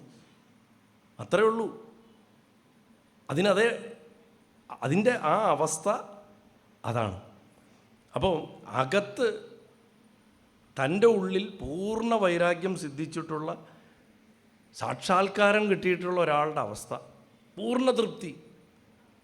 ഇനി പുറത്തൊന്നും എനിക്ക് പൂരണം ചെയ്യാൻ, കംപ്ലീറ്റ് ആക്കാനായിട്ട് ഒന്നുമില്ല എന്ന് ഉറപ്പുള്ള ഒരാൾ. അങ്ങനെയുള്ള ഒരു വ്യക്തിയെ ആത്മാവിൽ സ്വയം ആത്മാവായവൻ, അല്ലെങ്കിൽ ആത്മാവിൽ പൂർണ്ണതയിൽ സ്വയം പൂർണ്ണമായവൻ എന്നൊക്കെ പറയും. ബൃഹദാരണ്യോപനിഷത്തിലൊക്കെ ഇങ്ങനെ പൂർണ്ണനായിട്ടുള്ള ഒരാളുടെ ലക്ഷണങ്ങൾ പറയും. ആ ലക്ഷണങ്ങൾ അങ്ങനെ കുചേലനിൽ കാണാൻ സാധിക്കും. ഭാഗവതം എന്ന് പറയണത് അതിൽ 4 തരത്തിലുള്ള മെറ്റീരിയൽ കാണും. ഒന്ന്, ഈ സമാധി ഭാഷയിൽ എഴുതി വെച്ചിട്ടുള്ള അർത്ഥം നമ്മൾ ചകഞ്ഞ് കണ്ടുപിടിക്കേണ്ട കാര്യങ്ങൾ. 2, ഉപനിഷത്തുക്കളിൽ നിന്നും വേദങ്ങളിൽ നിന്നും എടുത്തിട്ടുള്ള വിഷയങ്ങൾ. 3-ാമത്തെ കാര്യങ്ങൾ വെറും കഥകൾ. 4-ാമത്തത് വളരെ ലൗകികമാണ് തോന്നുന്ന ചില കാര്യങ്ങൾ, വളരെ ലൗകികമാണ് തോന്നുന്നത്. ഇപ്പോൾ 90-ാമത്തെ അധ്യായം ദശമസ്കന്ധത്തിൻ്റെ വായിച്ചു കഴിഞ്ഞാൽ അതിനെ അക്ഷരം പ്രതി അർത്ഥം പറഞ്ഞാൽ സഭയിൽ പറയാൻ പറ്റില്ല. തന്ത്രത്തിൻ്റെ സ്വഭാവം അതിന്. തന്ത്രം അങ്ങനെയാണ്, ഗോപ്യമാക്കി വെച്ച് പറയേണ്ട രീതികളുള്ള വിഷയങ്ങളെ സഭയിൽ പറയാൻ പറ്റാത്ത രീതിയിൽ പറയും. മനഃപൂർവ്വം ചെയ്യുന്നത്. കേട്ട് കഴിഞ്ഞാൽ എന്ത് വൃത്തികേടാണ് എഴുതി വെച്ചിരിക്കുന്നത്. പക്ഷേ അത് കിട്ടേണ്ടവന് കിട്ടും. അതിൻ്റെ അകത്ത് അത് അങ്ങനെയുള്ളവന് വേണ്ടിയിട്ടാണ് അത് വെച്ചിരിക്കുന്നത്. അപ്പോൾ 2 തരത്തിൽ. ഒന്ന്, ജ്വലിച്ച് നിൽക്കുന്ന ഒരു ആത്മാവിൻ്റെ പ്രതീകമാണ് കുചേലൻ. 2, നിറഞ്ഞ തൃപ്തിയുടെ പ്രതീകമാണ് കുചേലൻ. സമർപ്പിക്കപ്പെട്ടിട്ടുള്ള ഭക്തിയാണ് ഏറ്റവും വലിയ ഭക്തി എന്ന് പറയും. വെറും ഭക്തിയാണ് ഏറ്റവും വലിയ മാർഗം എന്നങ്ങോട്ട് ചുമ്മാ പറയരുത്. കാരണം ഭക്തിക്കും തട്ടുകളുണ്ട്. വിവേകാനന്ദൻ പറഞ്ഞിട്ടുണ്ട്, ഞാൻ പല സ്ഥലത്തും പറയാറുള്ളത്, ഇൻ ഇറ്റ്സ് ലോവസ്റ്റ് സ്ട്രാറ്റാസ് ഭക്തി ക്യാൻ ബിക്കം ഫനാറ്റിസിസം. ഭക്തിയുടെ താഴത്തെ തട്ടുകളിൽ മതഭ്രാന്തായിട്ട് മാറും ഭക്തി. അതിന് ഭക്തിക്ക് 2 മക്കളുണ്ടാവണം, ജ്ഞാനം എന്നും വൈരാഗ്യം എന്നും പറഞ്ഞ 2 മക്കൾ. ആ മക്കളില്ലാത്ത ഭക്തി അപകടകാരിയാവും. അത് കാലക്രമേണ ഉണ്ടാവുള്ളൂ, ആദ്യമൊന്നും ഉണ്ടാവില്ല. പക്ഷേ അത് മാത്രം, ഭക്തി മാത്രമാണ് ശരി എന്ന് പറഞ്ഞിരുന്നാൽ അത് മതഭ്രാന്തിലേക്ക് പോവുകയും ചെയ്യും. ആ മതഭ്രാന്താണ് ഇന്ന് നമ്മൾ ധർമ്മത്തിൻ്റെ ഉള്ളിൽ തന്നെ കാണുന്ന ചില ഭ്രാന്തുകളുണ്ട്. നമ്മുടെ ധർമ്മത്തിൻ്റെ ഉള്ളിൽ തന്നെ കാണുന്ന ഭ്രാന്തുകളുണ്ട്. അതുകൊണ്ടാണ് ശിവൻ പിശാചാണ്, ദേവി പിശാചാണ് എന്നൊക്കെ കുട്ടികളെ പറഞ്ഞ് പഠിപ്പിക്കുന്നത്. മഹാദേവൻ്റെ ക്ഷേത്രത്തിലല്ലേ നമ്മളിരിക്കുന്നത്, ഇവിടെയല്ലേ ഇപ്പോൾ ഭാഗവത സപ്താഹം നടക്കുന്നത്. ഇവിടെ ഇരുന്നിട്ട് ഈ പറഞ്ഞ കാഴ്ചപ്പാട് കൂടെ ഭാഗവതം പറഞ്ഞു കഴിഞ്ഞാൽ ആ ഭഗവാൻ ആ ശ്രീകോവിലിൽ നിന്ന് അനങ്ങില്ല. പക്ഷെ അദ്ദേഹത്തിൻ്റെ ഭൂതഗണങ്ങൾ പിന്നെ നമ്മളെ വെച്ചേക്കില്ല. അത്ര മോശമായിട്ടാണെന്ന് ഭാഗവതം ഇൻ്റർപ്രറ്റ് ചെയ്യുന്നത്. ഇതിത്തരം പൊതുവേദികളിൽ പറയേണ്ട വിഷയതുകൊണ്ടാണ് ഞാൻ പറയുന്നത്. അപ്പോൾ ഭക്തിയാണ് ഏറ്റവും ഉയർന്ന മാർഗം എന്ന് പറയുമ്പോൾ അത് 2 ഗുണങ്ങൾ അതിനുണ്ടാവണം. ഒന്ന്, ഈ ഭക്തി ഭൗതികമായിട്ടുള്ള നമ്മുടെ സകല ആഗ്രഹങ്ങൾക്കും അപ്പുറത്തുള്ളൊരു ഭക്തിയായിരിക്കണം. നമ്മൾ പോലെ ഗുരുവായൂരപ്പ പാൽപ്പായസം നടത്താം, എനിക്കിത് നടത്തി തരണം, ഗുരുവായൂരപ്പനെ ഞാൻ എന്തു പ്രാർത്ഥിച്ചാലും തരും എന്നൊക്കെ നമ്മൾ പറയാറുണ്ട്. ചോദിക്കാൻ പാടില്ല എന്നല്ല, നമ്മുടെ അച്ഛനുമാണ് അമ്മയാണ് ഭഗവാനോടല്ലാണ്ട് വേറെ ആരോട് ചോദിക്കാൻ പാടില്ല. പക്ഷെ അതാണ് വലിയ ഭക്തി എന്ന് ഘോഷിക്കരുത്. നമ്മളൊക്കെ ഫാൻസാണ്. ഞാൻ എല്ലാ സ്ഥലത്തും പറയണത്, നമ്മളൊക്കെ ആരാധകരാണ്, കാര്യസാധ്യത്തിനുള്ള ആരാധകരാണ് നമ്മളൊക്കെ. ഭഗവാൻ വന്നിട്ട് നിൻ്റെ ജീവൻ എനിക്കിപ്പോൾ താ എന്ന് പറഞ്ഞാൽ നമ്മളെടുത്ത് കൊടുക്കുമോ? ഇപ്പം ഞാൻ അനുഗ്രഹം എന്നുള്ള വാക്കിൻ്റെ ഒരർത്ഥം പറയാറുണ്ട് ചില സ്ഥലത്ത്. അനുഗ്രഹം എന്ന് പറഞ്ഞാൽ അങ്ങോട്ട് എടുക്കുക എന്നർത്ഥം. അപ്പോൾ ഭഗവാന്റെ അടുത്ത് പോയിട്ട് ഇനി ആരെങ്കിലും ധൈര്യപ്പെട്ടിട്ട് ഭഗവാനെ അനുഗ്രഹിക്കണേ എന്ന് പറയുമോ? അങ്ങോട്ട് എടുക്കുക എന്നാണ് പറയണത്. അനുഗ്രഹം എന്ന് പറഞ്ഞാൽ അങ്ങോട്ട് എടുക്കുക എന്നാണ്. ഉച്ചക്കത്തെ ഊണിൻ്റെ ഇഫക്റ്റ് ശരിക്കും അറിയുന്നുണ്ട്. ഉച്ചക്കത്തെ ഊണിൻ്റെ ഇഫക്റ്റ് ശരിക്കും അറിയേണ്ടതെന്ന് പറയാം. അപ്പം ആ ഒരു എടുക്കൽ എന്ന് പറയുന്നതിലേക്ക് ഭക്തി എത്തിക്കുക എന്ന് പറഞ്ഞാൽ ചില്ലറ കാര്യമല്ല. ഭഗവാനെ അങ്ങോട്ട് എടുത്തോ എന്ന് പറഞ്ഞാൽ അങ്ങനെ അവനവനെ ഇട്ടുകൊടുത്ത് നമസ്കരിക്കാൻ സാധിക്കുക, അതാണ് ഭക്തി. ചേലപ്പറമ്പ് നമസ്കരിച്ച പോലെ നമസ്കരിക്കണം, പിന്നെ എണീക്കരുത്. അതിനുള്ള ധൈര്യമുണ്ടോ? ധൈര്യമുണ്ടോ എന്ന് ചോദിക്കുള്ളൂ. കളയണം ശരീരം എന്ന് പറയുന്നില്ല. കളയൽ പ്രാരബ്ധം തീരുമ്പോൾ തന്നെ ശരീരം പോവുള്ളൂ, ഒരു സംശയവും വേണ്ട. അതുകൊണ്ടാണല്ലോ ജീവൻ മുക്തൻ എന്ന് പറയണത്. മുക്തനായാലും ശരീരത്തോട് കൂടിയിട്ടിരിക്കും. അവന് 2 സ്വഭാവം ഉണ്ടാവും. ഒന്നുമില്ല അവൻ ശിവനെ പോലെ അവധൂതനായിരിക്കും, അല്ലെങ്കിൽ നാരായണനെ പോലെ സർവ്വ ആർഭാടങ്ങളോട് കൂടിയിരിക്കും. കണ്ടാൽ വിചാരിക്കും അവൻ കോടീശ്വരൻ, ഭയങ്കര മഹാലക്ഷ്മി പ്രസാദമായിട്ടിരിക്കുന്നു, ഓ ഇവനൊക്കെ ദൈവം ഉണ്ടോ എന്ന് ചിന്തിക്കും. പക്ഷേ അവൻ നാരായണന് സമമായിരിക്കും. 2 തരത്തിലാണ് ബ്രഹ്മനിഷ്ഠർ നടക്കുക. ഒന്നുമില്ല ശിവനെ പോലെ നടക്കും, ഒന്നും ഉണ്ടാവില്ല. മലിനമായി ഈ ചുടലച്ചാരമൊക്കെ പൂശി ഭഗവാൻ നടക്കണം കണ്ടിട്ടില്ലേ? പ്രപഞ്ചം മുഴുവൻ സ്വത്തായിട്ടുള്ളവൻ ഇങ്ങനെ നടക്കും. നാരായണൻ സർവാർഭാടങ്ങളോടും അലങ്കാരങ്ങളോടും കൂടിയിട്ട് നടക്കും. 2ഉം ബ്രഹ്മസ്വരൂപം. ഈ 2 ഭാവത്തിലെ രൂപമെടുത്ത ഈ 2 ഭാവത്തിലെ ബ്രഹ്മനിഷ്ഠർക്ക് നടക്കാൻ പറ്റുള്ളൂ. അല്ലാണ്ട് ഒന്നുമില്ല രാജകീയമായിട്ട്, അല്ലെങ്കിൽ അത്യാശ്രമിയായി അവധൂതനായിട്ട്. ഇങ്ങനെ 2 ടൈപ്പിലാണ് ഇവരുടെ സഞ്ചാരം. കുചേലൻ ഇതിൽ 2ാമത്തതിൻ്റെ പടിവാതിലെത്തിയിട്ട് അവിടെ നിന്നു. സന്യാസത്തിലേക്ക് തന്നെ പ്രവേശിച്ചില്ല. അത്യാശ്രമം അദ്ദേഹത്തിന് പിൽക്കാലത്ത് കിട്ടിയിട്ടുണ്ടാവാമെന്ന് എനിക്ക് തോന്നുന്നു. കാരണം തീർച്ചയായിട്ടും കുചേലനെക്കുറിച്ച് പിന്നീടൊന്നും പറയണില്ലെങ്കിലും കുചേലൻ തീർച്ചയായിട്ടും സന്യാസവും അതിക്രമിച്ച് അത്യാശ്രമത്തിലേക്ക് പോയിട്ടുണ്ടാവും. ഋഷഭനെയൊക്കെ പോലെ ആയിട്ടുണ്ടാവണം അവസാന കാലത്ത്. ഭാഗവതം അതിനെക്കുറിച്ച് സംസാരിക്കണില്ലെങ്കിലും. എങ്ങനെയാണെങ്കിലും ഈശ്വരനെ സമർപ്പണത്തിൽ കൂടെ മാത്രമേ കിട്ടുള്ളൂ എന്ന് ഗീത പഠിപ്പിക്കുന്നത് ഭഗവാൻ പറയുന്നുണ്ടല്ലോ. ദുരിതം അനുഭവിക്കണവൻ, അറിവ് ആഗ്രഹിക്കണവൻ, ധനം ആഗ്രഹിക്കണവൻ, വിവേകമുള്ളവൻ, ഇങ്ങനെ 4 തരക്കാരാണ് എന്നെ ആരാധിക്കുന്നത്. അതിൽ വിവേകമുള്ളവനെയാണ് എനിക്ക് ഏറ്റവും ഇഷ്ടം. കാരണം എന്താ വെച്ചാൽ ഞാനും അവനും തമ്മിൽ വ്യത്യാസം കാണില്ല എന്ന് സ്പഷ്ടമായിട്ട് 7ാമത്തെ അധ്യായത്തിൽ പറയുന്നുണ്ട്. അതുകൊണ്ട് ഭക്തി എന്ന് പറഞ്ഞാൽ നമ്മൾക്ക് കിട്ടേണ്ട, ഭക്തി കൊണ്ട് കിട്ടേണ്ട ഏറ്റവും വലിയ ഫലം ഭഗവാനാണ്. വേറെ ഒന്നും കിട്ടാനില്ല അതിൽ. അതും എങ്ങനെ കിട്ടുക? ഭഗവാന്റെ സ്നേഹം കിട്ടിയിട്ടാണ് അത് ആദ്യം തുടങ്ങുക. അവസാനം താനും ഭഗവാനും തമ്മിൽ വ്യത്യാസമില്ല എന്നുള്ള തിരിച്ചറിവാണ് അതിൻ്റെ അൾട്ടിമേറ്റ് ഗിഫ്റ്റ്, ബമ്പർ പ്രൈസ്. അതാണ് അതിൻ്റെ മുകളിൽ വേറെ ഒന്നും കിട്ടാനില്ല. 2, ഭക്തി കൊണ്ട് ജീവനും ബ്രഹ്മവും ഐക്യപ്പെടും. കുചേലൻ ജീവനാണെങ്കിൽ ഭഗവാൻ ബ്രഹ്മാണ്. ജീവബ്രഹ്മൈക്യത്തിൻ്റെ കഥ ഭാഗവതത്തിൽ പല പ്രാവശ്യം ആവർത്തിക്കുന്നുണ്ട്. രുക്മിണീ സ്വയംവരം ജീവബ്രഹ്മൈക്യമാണ്. ജീവനും ബ്രഹ്മവും ഐക്യപ്പെടുമ്പോൾ അതിനെ ഉത്സവമായിട്ട് കൊണ്ടാടേണ്ടത് കൊണ്ടാണ് നമ്മളത് ഗംഭീരമായിട്ട് കല്യാണമായിട്ട് കൊണ്ടാടണം. നമ്മൾ വിചാരിക്കണം പെൺമക്കൾക്ക് കല്യാണം നടക്കാനാണെന്നാ. അല്ല, തെറ്റില്ല, കല്യാണം നടക്കും. അതൊക്കെ ഭഗവാൻ, ഞാൻ പറഞ്ഞില്ല, ഗാർഹസ്ഥ്യത്തിലും തരുന്നുണ്ടല്ലോ. കുചേലൻ്റെ പത്നി ചോദിച്ചതും തരുന്നുണ്ട്, അപ്പുറത്ത് കുചേലിന് വേണ്ടതും കൊടുക്കുന്നുണ്ട്. ഭഗവാൻ ഏതൊക്കെ മാർഗങ്ങളിൽ എങ്ങനെയൊക്കെ പ്രവർത്തിക്കുന്നു നമുക്ക് പറയാൻ സാധിക്കില്ല. അപ്പം ഭക്തിയുടെ 2 പ്രധാനപ്പെട്ട കാര്യങ്ങളാണ്. 1, ആഗ്രഹങ്ങളെ മറികടന്ന് അതിൻ്റെ അപ്പുറത്തേക്ക് ചെല്ലണം. 2, ഭക്തി കൊണ്ട് ജീവബ്രഹ്മയ്ക്ക് ഉണ്ടാവണം. അങ്ങനെയുള്ള ഭക്തിയെ ഭക്തി ആവുള്ളൂ, അല്ലാത്തത് ഭക്തി ആവില്ല എന്നുള്ളത് നമുക്ക് ശരിക്കും മനസ്സിലാക്കി തരും. പിന്നെ ജീവൻ എന്നുള്ളത് പരിമിതമാണ്, ഈശ്വരൻ എന്നുള്ളത് അപരിമിതമാണ്. ഈ ജീവൻ്റെ പരിമിതിയാണ് കുചേലൻ്റെ വിനയത്തിൽ കാണുന്നത്. കുചേലൻ്റെ വിനയം പ്രസിദ്ധമാണ്. അദ്ദേഹത്തിനെ പോലെ വിനയസമ്പന്നനായിട്ടുള്ള ക്യാരക്ടേഴ്സിനെ അധികം കാണാൻ പറ്റില്ല പുരാണങ്ങളിൽ. അതെന്തുകൊണ്ടാണ്? അദ്ദേഹത്തിന് അത്ര അഗാധമായിട്ടുള്ള ബ്രഹ്മബോധം ഉള്ളതുകൊണ്ടാണ്. അദ്ദേഹം ശാസ്ത്ര വിശാരദനാണ്, അനവധി പാഠ്യങ്ങളൊക്കെ പഠിച്ചിട്ടുള്ള ആളാണ്. പക്ഷേ അറിവ് ഭാരമല്ല അദ്ദേഹത്തിന്. അറിവ് അദ്ദേഹത്തിൻ്റെ മനസ്സിനെ വിശാലമാക്കി, അതേസമയം ശരീരം കൊണ്ടും മനസ്സുകൊണ്ടും ബുദ്ധി കൊണ്ടും ഒരു മനുഷ്യന് ചെയ്യാൻ പറ്റുന്നതിൻ്റെ പരിമിതികളെക്കുറിച്ചും ബോധവാനാക്കി. യഥാർത്ഥ അറിവ് ഇത് മനസ്സിലാക്കി കൊടുക്കുന്നതാണ്. കുചേലനത് കൃത്യമായിട്ട് കിട്ടിയിട്ടുള്ള ആളായിരുന്നു. അങ്ങനെയുള്ള ഒരാൾ ആ പരബ്രഹ്മസ്വരൂപമായിട്ടുള്ള സർവത്ര സ്വതന്ത്രമായിട്ടുള്ള വസ്തുവിനെ സമീപിക്കുമ്പോൾ എത്ര വിനയത്തോടെ സമീപിക്കണോ അത്രയും വിനയത്തോടെ ശങ്കിച്ച്, എന്നെ ആക്സെപ്റ്റ് ചെയ്യോ, എന്നെ തിരിച്ചറിയോ, എനിക്കവിടെ എന്ത് സ്വീകരണമായിരിക്കും കിട്ടുക എന്നൊക്കെ കുചേലൻ ചിന്തിക്കുന്നതിൻ്റെ കാരണം തന്നെ ഈ വ്യത്യാസമാണ്. മാണ്ഡൂക്യോപനിഷത്തിൽ ഭഗവാനെ സകല നിയന്താവായിട്ടും എല്ലായിടത്തും വ്യാപിച്ചിരിക്കണവനുമായിട്ടുമാണ് പറയണത് ഗുരുവായൂരപ്പനെ.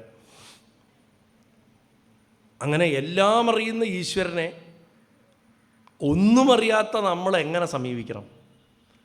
എങ്ങനെ ഒന്നും അറിയാത്ത നമ്മൾ എല്ലാം അറിയുന്ന ഈശ്വരനായി മാറണം? ഏതവസ്ഥയിലാണ് മാറുക എന്ന് ചോദിച്ചാൽ കുചേലവ്യാഖ്യാനം പഠിച്ചാൽ മതി. ബലിയുടെ ആത്മനിവേദനാണെങ്കിൽ അതിന് തൊട്ടു മുമ്പ് വരുന്ന ഗ്രേറ്റസ്റ്റ് ഭക്തിയുടെ മാർഗം ഏതാ? സഖ്യം. അർജുനനും കുചേലനും. കുചേലൻ സഖ്യത്തിൽ നിന്നുകൊണ്ടാണ് ആത്മനിവേദനത്തിലേക്ക് കടക്കാൻ പോവുകയാണ്.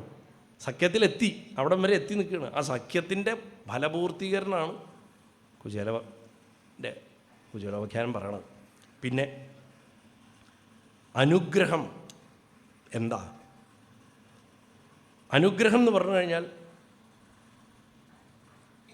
ജീവൻ എത്രമാത്രം പരിശ്രമിക്കണമെന്നുള്ളതല്ല ഒരു കാര്യത്തിൻ്റെ ഫലസിദ്ധിക്ക്. ഈശ്വരൻ ഒരു വട്ടം ഒന്ന് നോക്കുന്നതാണ് എന്നുള്ളതാണ്. നമ്മളെത്ര കടന്ന് തലകുത്തി മറിഞ്ഞാലും ഭഗവാന്റെ സ്പർശം വരാത്തത് ഫലത്തിലെത്തില്ല. നേരെ മറിച്ച് ഒന്നും ചെയ്യാത്ത ഒരാൾ പോലും സമ്പൂർണ്ണ സമർപ്പണം ചെയ്തു കഴിഞ്ഞാൽ ഭഗവാൻ എന്തെന്ത് തരില്ല എന്ന് നമുക്ക് പറയാൻ പറ്റില്ല. ഇത് കുചേലവൃത്തത്തിൻ്റെ ഏറ്റവും മനോഹരമായിട്ടുള്ള മറ്റൊരു വശമാണ്. നമ്മൾ എന്താ പറയുക, ഒരു കുട്ടികൾക്കൊക്കെ ഒന്ന് മനസ്സിലാക്കാൻ വേണ്ടിയിട്ട് ഗ്രേസ് ആസ് എ ബ്രിഡ്ജ് എന്ന് നമുക്ക് പറയാം. ഒരു പാലം. ദിവ്യാനുഗ്രഹം എങ്ങനെയാണ് ഒരു പാലമായിട്ട് വർത്തിക്കുന്നത് ജീവൻ്റെയും ബ്രഹ്മത്തിൻ്റെ ഇടയിൽ? ജീവൻ എത്ര കടന്ന് കഷ്ടപ്പെട്ടാലും, എത്ര കൊട്ടിഘോഷിച്ചാലും, എത്ര ബഹളം ഉണ്ടാക്കിയാലും അതിന് പൂർണ്ണത ഉണ്ടാക്കുന്നത് ഭഗവാൻ. ഇപ്പോൾ നോക്കൂ, ഗുരുവായൂർ ക്ഷേത്രത്തിലോ അല്ലെങ്കിൽ ഏത് മഹാക്ഷേത്രത്തിലാണെങ്കിലും അവിടെ അനവധി ചിട്ടകളിലൊക്കെ മനുഷ്യ സഹജമായിട്ടുള്ള ലോപങ്ങൾ വരാം. പക്ഷെ ഭഗവാൻ അതിനെ അനുഗ്രഹിച്ച് പൂർണ്ണമാക്കും. ഭഗവാൻ അതിനോടൊരു സവിശേഷമായിട്ടുള്ള സ്നേഹവും കരുതലും ഉണ്ട് എപ്പോഴും. എന്തും കുറവിനെയും ഭഗവാൻ തൻ്റെ അനുഗ്രഹവും സ്നേഹവും കൊണ്ട് പൂർണ്ണത എത്തിക്കും. ആ പൂർണ്ണത എത്തിക്കാം എന്നുള്ള അദ്ദേഹത്തിൻ്റെ നമ്മുടെ കൈ പിടിച്ചുള്ള സത്യം ചെയ്യലായിരുന്നു. പത്രം പുഷ്പം ഫലം തോയം യോമേ ഭക്ത്യാ പ്രയച്ഛതി.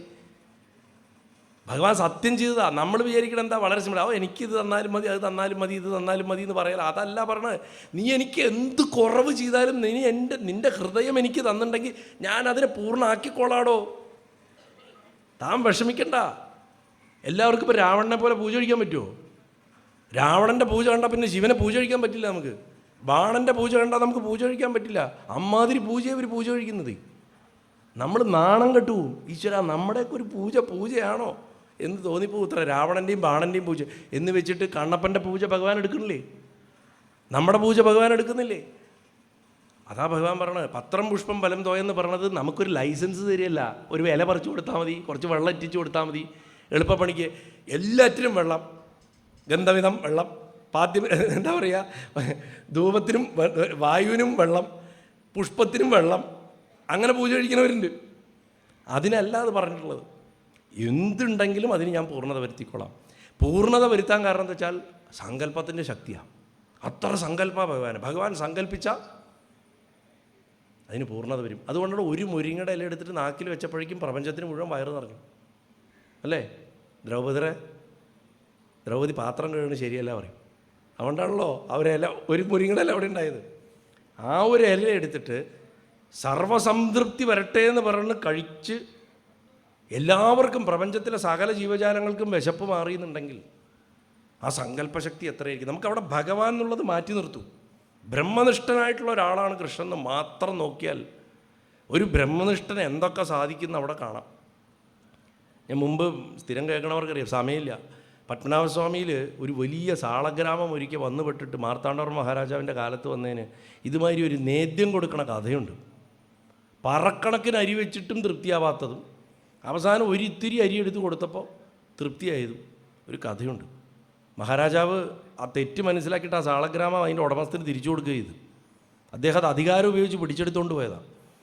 അപ്പം സമർപ്പണത്തിൻ്റെ ശക്തിയാണ് ഭഗവാന്റെ അനുഗ്രഹത്തിൻ്റെ വ്യാപ്തി. കുചേലൻ്റെ സമ്പൂർണ്ണ സമർപ്പണം കൊണ്ട് ഭഗവാൻ തന്നെ കൊടുക്കാൻ തയ്യാറായി. അതുകൊണ്ടാണ് രണ്ടാമത്തെയും മൂന്നാമത്തെയും പിടി. വാസ്തവത്തിൽ നമ്മൾ പലപ്പോഴും പറയും രുക്മിണി കൈ കയറി പിടിച്ചത് തന്നെ എടുത്തു കൊടുക്കുമോ എന്ന് പറഞ്ഞിട്ടാണ്. അമ്മയ്ക്ക് അങ്ങനെ ഒരു ചിന്തയില്ല. തന്നെ എടുത്തു കൊടുക്കാൻ താനും ഭഗവാനുമായിട്ട് വേറെ ആയിട്ടൊന്നുമില്ല രുക്മിണിക്ക്. ഭഗവാനെ എടുത്തിട്ട് പൂർണ്ണമായിട്ടും അങ്ങോട്ട് കൊടുക്കുക. പ്രകൃതി അവിടെ രുക്മിണി കർമ്മരൂപിണിയായിട്ടുള്ള പ്രകൃതിയാണ്. കർമ്മത്തിൻ്റെ ഫലത്തെ തരുന്ന ശക്തിയാണ്. അവൾ പറയണത് ഇയാളുടെ പ്രാരബ്ധ ശരീരം കഴിഞ്ഞിട്ടില്ല, ഇപ്പോഴേ വൈകുണ്ഠം കൊടുക്കരുത്, ഇപ്പം ഭോഗങ്ങളൊക്കെ അനുഭവിച്ചിട്ട് കുറച്ചു കാലം ജീവിക്കട്ടെ, അതിനുള്ളതുണ്ടല്ലോ, അതുകൊണ്ട് കൈ പിടിച്ചാണ്. അതുകൊണ്ടാണ് കൈ പിടിച്ചത്. ആ പ്രാരബ്ധ ശരീരം അതിൻ്റെ ഭോഗങ്ങളോടൊക്കെ കൂടിയിട്ട് ഇനി കുറേ ദുരിതം അനുഭവിച്ചു, ഇനി ഭോഗങ്ങൾ അനുഭവിക്കേണ്ട കാലം. അങ്ങനെ ധനം കിട്ടിയിട്ടുള്ള ആളെ എങ്ങനെ വിനിയോഗിക്കുന്നു ആ മഹാലക്ഷ്മിക്ക് അറിയാം. എപ്പോഴാണ് മഹാലക്ഷ്മി വർദ്ധിക്കുക? കൊടുത്താൽ വർദ്ധിക്കും, കൊടുത്തില്ലെങ്കിൽ പൂപ്പൽ പിടിക്കും, അവൾ ഇറങ്ങിപ്പോവും. നാരായണൻ സർവസംഗ പരിത്യാഗിയാണ്. ശരിക്കും നോക്കിയാൽ മഹാദേവൻ എങ്ങനെയാണോ അതേമാതിരിയാണ് നാരായണൻ. കൊടുത്തുകൊണ്ടേ. ഭഗവാൻ ഒന്നും സ്വന്തമായിട്ടില്ല. ഒന്നും സ്വന്തമാക്കി വെക്കാത്ത ഒരുത്തനെ കല്യാണം കഴിച്ചാൽ മതി എന്ന് പറഞ്ഞിട്ടാണ് ലക്ഷ്മി ഭഗവാനെ വിവാഹം ചെയ്തതെന്ന് ചില ആചാര്യന്മാർ പറഞ്ഞു കേട്ടിട്ടുണ്ട്. എത്ര കൊടുക്കുന്നോ അത്രയും മഹാലക്ഷ്മി വർദ്ധിക്കും. കുചേലൻ കൊടുക്കുന്നറിയാം. കുചേലൻ ആ ധനം മുഴുവൻ ദാനം ചെയ്തു എന്നാണ്. കുചേലൻ ആ ധനം ദാനം ചെയ്തതിൻ്റെയൊക്കെ പ്രക്ഷിപ്ത കഥകൾ അനവധിയുണ്ട്. നോർത്തിലൊക്കെ നമ്മൾ അന്വേഷിച്ചിടുന്നാൽ കിട്ടും. അനവധി കഥകളുണ്ട്. കുചേലൻ്റെ ദാനം കൊടുത്ത കഥകളൊക്കെ കാണാം.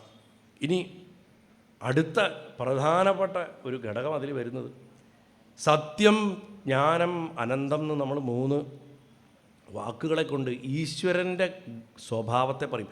എന്താ ഈശ്വരൻ എന്ന് ചോദിച്ചാൽ നമുക്ക് ഡിസ്ക്രൈബ് ചെയ്യാൻ പറ്റില്ല.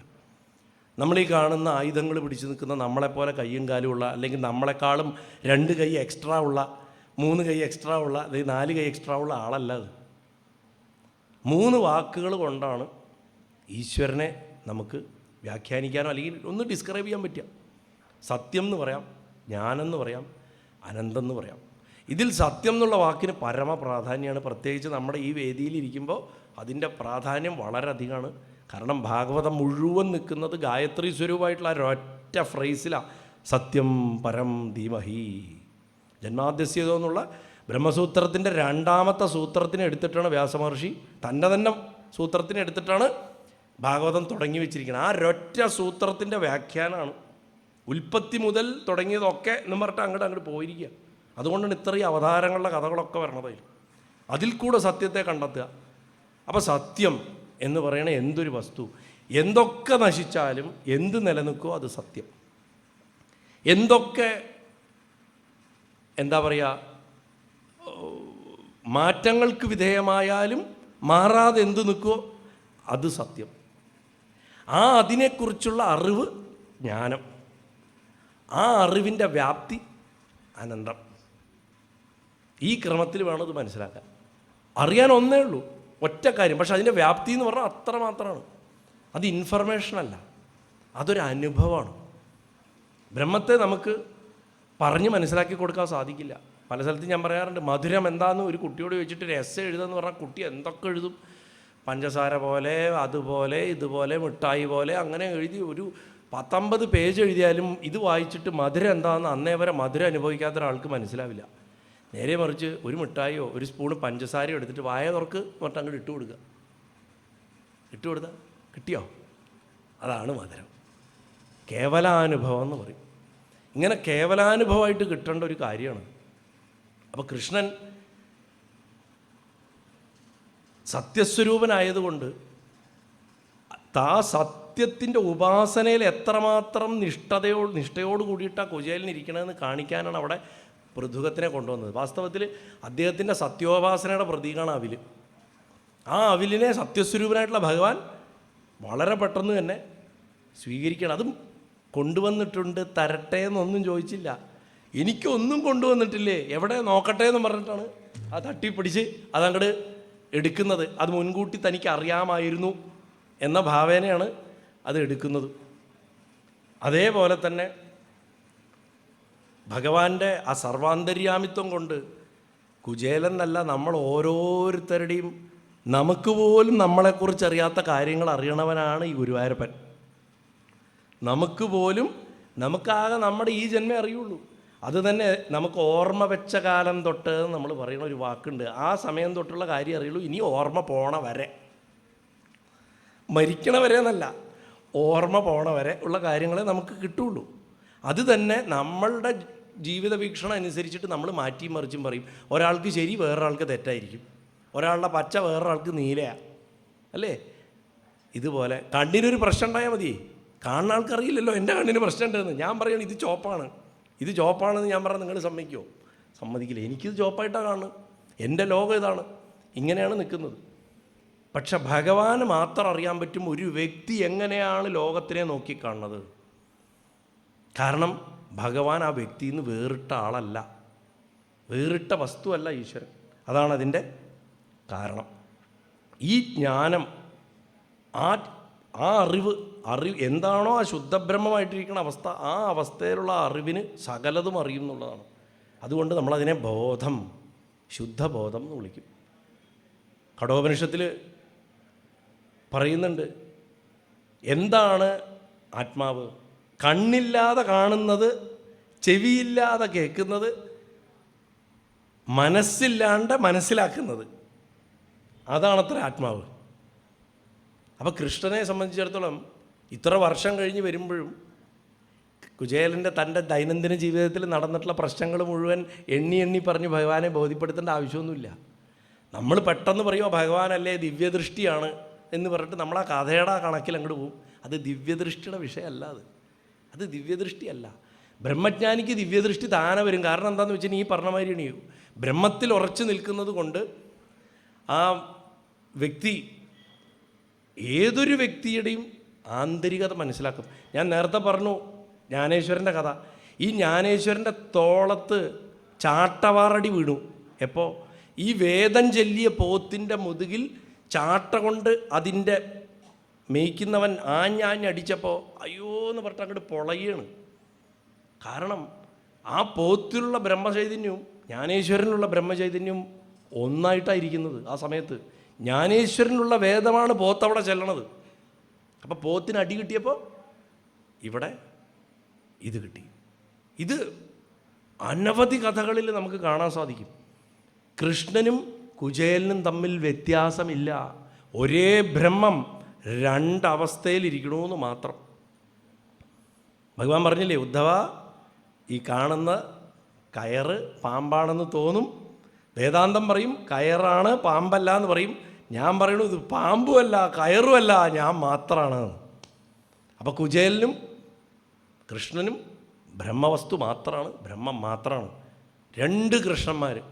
ഒരാൾ കീറിപ്പറഞ്ഞ വസ്ത്രം ധരിച്ചിരിക്കുന്നു, ഒരാൾ രാജചിഹ്നങ്ങളോട് കൂടിയിട്ട് മയിൽപീലിയൊക്കെ അണിഞ്ഞിട്ട് ജഗന്മോഹന രൂപമായിട്ടിരിക്കുന്നു. ഇത്രേ വ്യത്യാസമുള്ളൂ.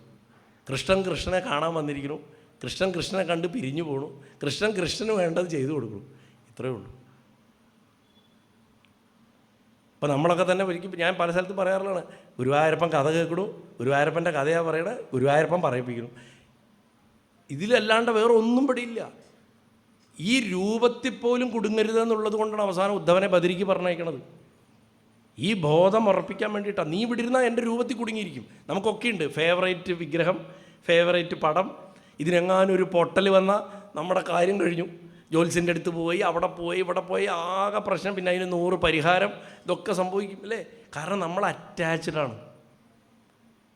അവിടെ നമുക്ക് രാഗമുണ്ട്, വിഗ്രഹം ഇങ്ങനെ ഇരിക്കണമെന്ന്. അതും കളയണമെന്നാണ് ഭഗവാൻ പറയണത്. ആധ്യാത്മികതയിൽ വരുന്ന രാഗമാണ് ഏറ്റവും അപകടവും. അതിൽ വരുന്ന അഹങ്കാരമാണ് ഏറ്റവും നശിപ്പിക്കുക. അതിൽ വരുന്ന ഈഗോ ആണ് ഏറ്റവും തൊലയ്ക്കുക. കാരണം വേറൊരു സംഭവമുണ്ട്. ഈഗോ എന്ന് പറഞ്ഞാൽ അഹങ്കാരം മാത്രമല്ല, വലിയ ഞാനൊരു സംഭവമാണെന്ന് മാത്രമല്ല, എന്നെക്കൊണ്ട് ഒന്നിനും കൊള്ളില്ല, എനിക്കൊന്നും പറ്റില്ല, എനിക്കൊന്നും ഇതൊന്നും പറഞ്ഞിട്ടില്ല, ഇതും ഈഗോ ആണ്. ഇങ്ങനെ മനസ്സിനെ നന്നാക്കി മനസ്സിലാക്കിയ ആളായിരുന്നു ഭഗവാൻ. അതുകൊണ്ടാണല്ലോ അർജുനോട് ചോദിച്ചത് കാർപ്പണ്യദോഷാപഹൃത സ്വഭാവ.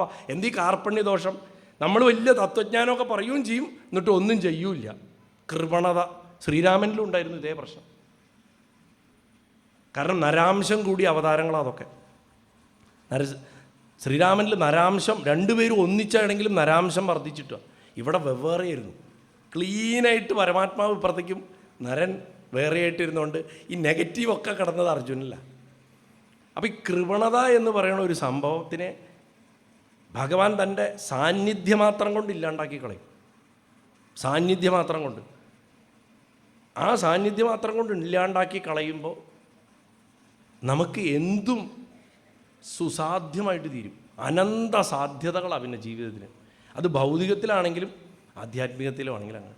ആധ്യാത്മികത്തിലെ അനന്തതയ്ക്ക് കയ്യും കണക്കും നമുക്ക് പറയാൻ സാധിക്കില്ല. ഭഗവാൻ ഒരൊറ്റ രാത്രി കൊണ്ട് ഇങ്ങനെ ദരിദ്രനായി കിടന്ന ഒരുത്തൻ്റെ ജീവിതം മാറ്റിമറിച്ച് അവനെ സ്വർണ്ണക്കോട്ട കോത്തളങ്ങളുടെ അകത്ത് ജീവിക്കണവനാക്കി മാറ്റി എന്ന് പറയുന്നത് ഈ അനന്തതയുടെ സൂചനയാണ്. അത് മാഗ്നിഫിസൻസ് ഓഫ് ഹിസ് ഗ്രേസ്. ഭഗവാന്റെ അനുഗ്രഹശക്തിയുടെ മഹത്വം എന്ന് പറയാം. അത് നമ്മൾ പറയുന്ന ഗ്രേറ്റ്നെസ് എന്നുള്ള അർത്ഥത്തില്ല, മാഗ്നിഫിസൻസാണ്, മഹനീയത, അതിൻ്റെ വലിപ്പം. അതിനെ നമുക്ക് മനസ്സിലാക്കിയെടുക്കാൻ പോലും സാധിക്കില്ല എന്നുള്ളത് പഠിപ്പിച്ചു തരണം. അങ്ങനെ സത്യം, ജ്ഞാനം, അനന്തം, ഈശ്വരനെ എങ്ങനെ നമ്മൾ തിരിച്ചറിയുമെന്ന് ചോദിച്ചാൽ ഈ 3 വാക്കുകളെ കൊണ്ടാണെങ്കിൽ ആ 3 വാക്കുകളെയും പ്രാക്ടിക്കലായിട്ടുള്ള പ്രായോഗികമായിട്ടുള്ള തെളിവുകൾ ഇട്ടുതരുന്നൊരു കഥയാണ് കുചേലോപാഖ്യാനം. 5ാമത്തെ പ്രധാനപ്പെട്ടൊരു കാര്യം വൈരാഗ്യം. എങ്ങനെ ജീവിതത്തിലെ ദുരിതങ്ങളുടെ ഇടയിലും ശീലിക്കാം. നോക്കൂ, കുചേലൻ്റെ കഥയിലെ വൈരാഗ്യത്തിൽ എന്താണെന്ന് വെച്ച് കഴിഞ്ഞാൽ ഭഗവാൻ പറയുന്നുണ്ട്, ഞാൻ നിൻ്റെ നിന്ന് എല്ലാം അപഹരിക്കും, എന്നിട്ട് ഞാൻ നിന്നെ എന്നിലേക്ക് അടുപ്പിക്കുന്ന പറയാറ്. അങ്ങനെ കിട്ടുന്ന വൈരാഗ്യത്തിനെയാണ് കുചേല കഥയിൽ പറയുന്നത്. വേറെ ചില ഇടങ്ങളിൽ സമ്പത്തിൻ്റെ നടുക്കിരുത്തിയിട്ട് വൈരാഗ്യം ശീലിപ്പിക്കുന്ന കഥകളുണ്ട്. ഭാഗവതത്തിൽ നമുക്കതധികം കാണാൻ സാധിക്കില്ല. ചാൻസുകൾ കൊടുക്കുന്നുണ്ട് ചിലർക്ക്. ചിത്രകേതുവിൻ്റെ കഥയൊക്കെ അങ്ങനെയാണ്. വൈരാഗ്യം ശീലിക്കാനുള്ള ചാൻസ് കൊടുക്കുന്നുണ്ട്, പക്ഷെ പുള്ളിക്ക് അത് വേണ്ട. അതുകൊണ്ട് അദ്ദേഹം കുഞ്ഞ് ജനിക്കുന്നതും പിന്നെ കുഞ്ഞ് മരിക്കുന്നതും ഈ പ്രശ്നങ്ങളൊക്കെ കടന്നു പോകുന്നു. വാസ്തവത്തിൽ ദാരിദ്ര്യത്തിലിരുന്ന് വൈരാഗ്യം ശീലിക്കണേക്കാട്ടിലും കഷ്ടമാണ് സമ്പന്നതയിലിരുന്ന് വൈരാഗ്യം ശീലിക്കണത്. അങ്ങനെയുള്ളവരും ഈ നാട്ടിലുണ്ട് കേട്ടോ. അങ്ങനെയുള്ള ആൾക്കാരൊക്കെ ചിലരെ ഞാൻ കാണാനുള്ള ഭാഗ്യം എനിക്കുണ്ടായിട്ടുണ്ട്. ഇട്ടുമൂടാനുള്ള സമ്പത്തായിരിക്കും അവർക്ക്, പക്ഷേ അതവരെ തൊട്ട് തീണ്ടുന്നില്ല, അവരുടെ അന്തരാത്മാവിനെ പോലും ടച്ച് ചെയ്യുന്നില്ല എന്നുള്ളതാണ്.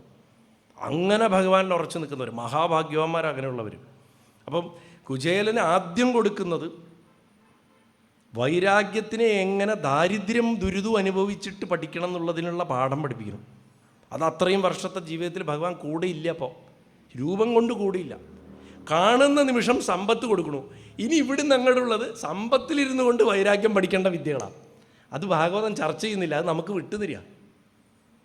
എന്താണെങ്കിലും കുചേലൻ മതി മറന്നിട്ടില്ല സമ്പത്തിൽ. ഇതേ വൈരാഗ്യ ബുദ്ധിയോടുകൂടി അവസാനം ഭഗവാനിൽ ലയിച്ചു തന്നെയാണ്.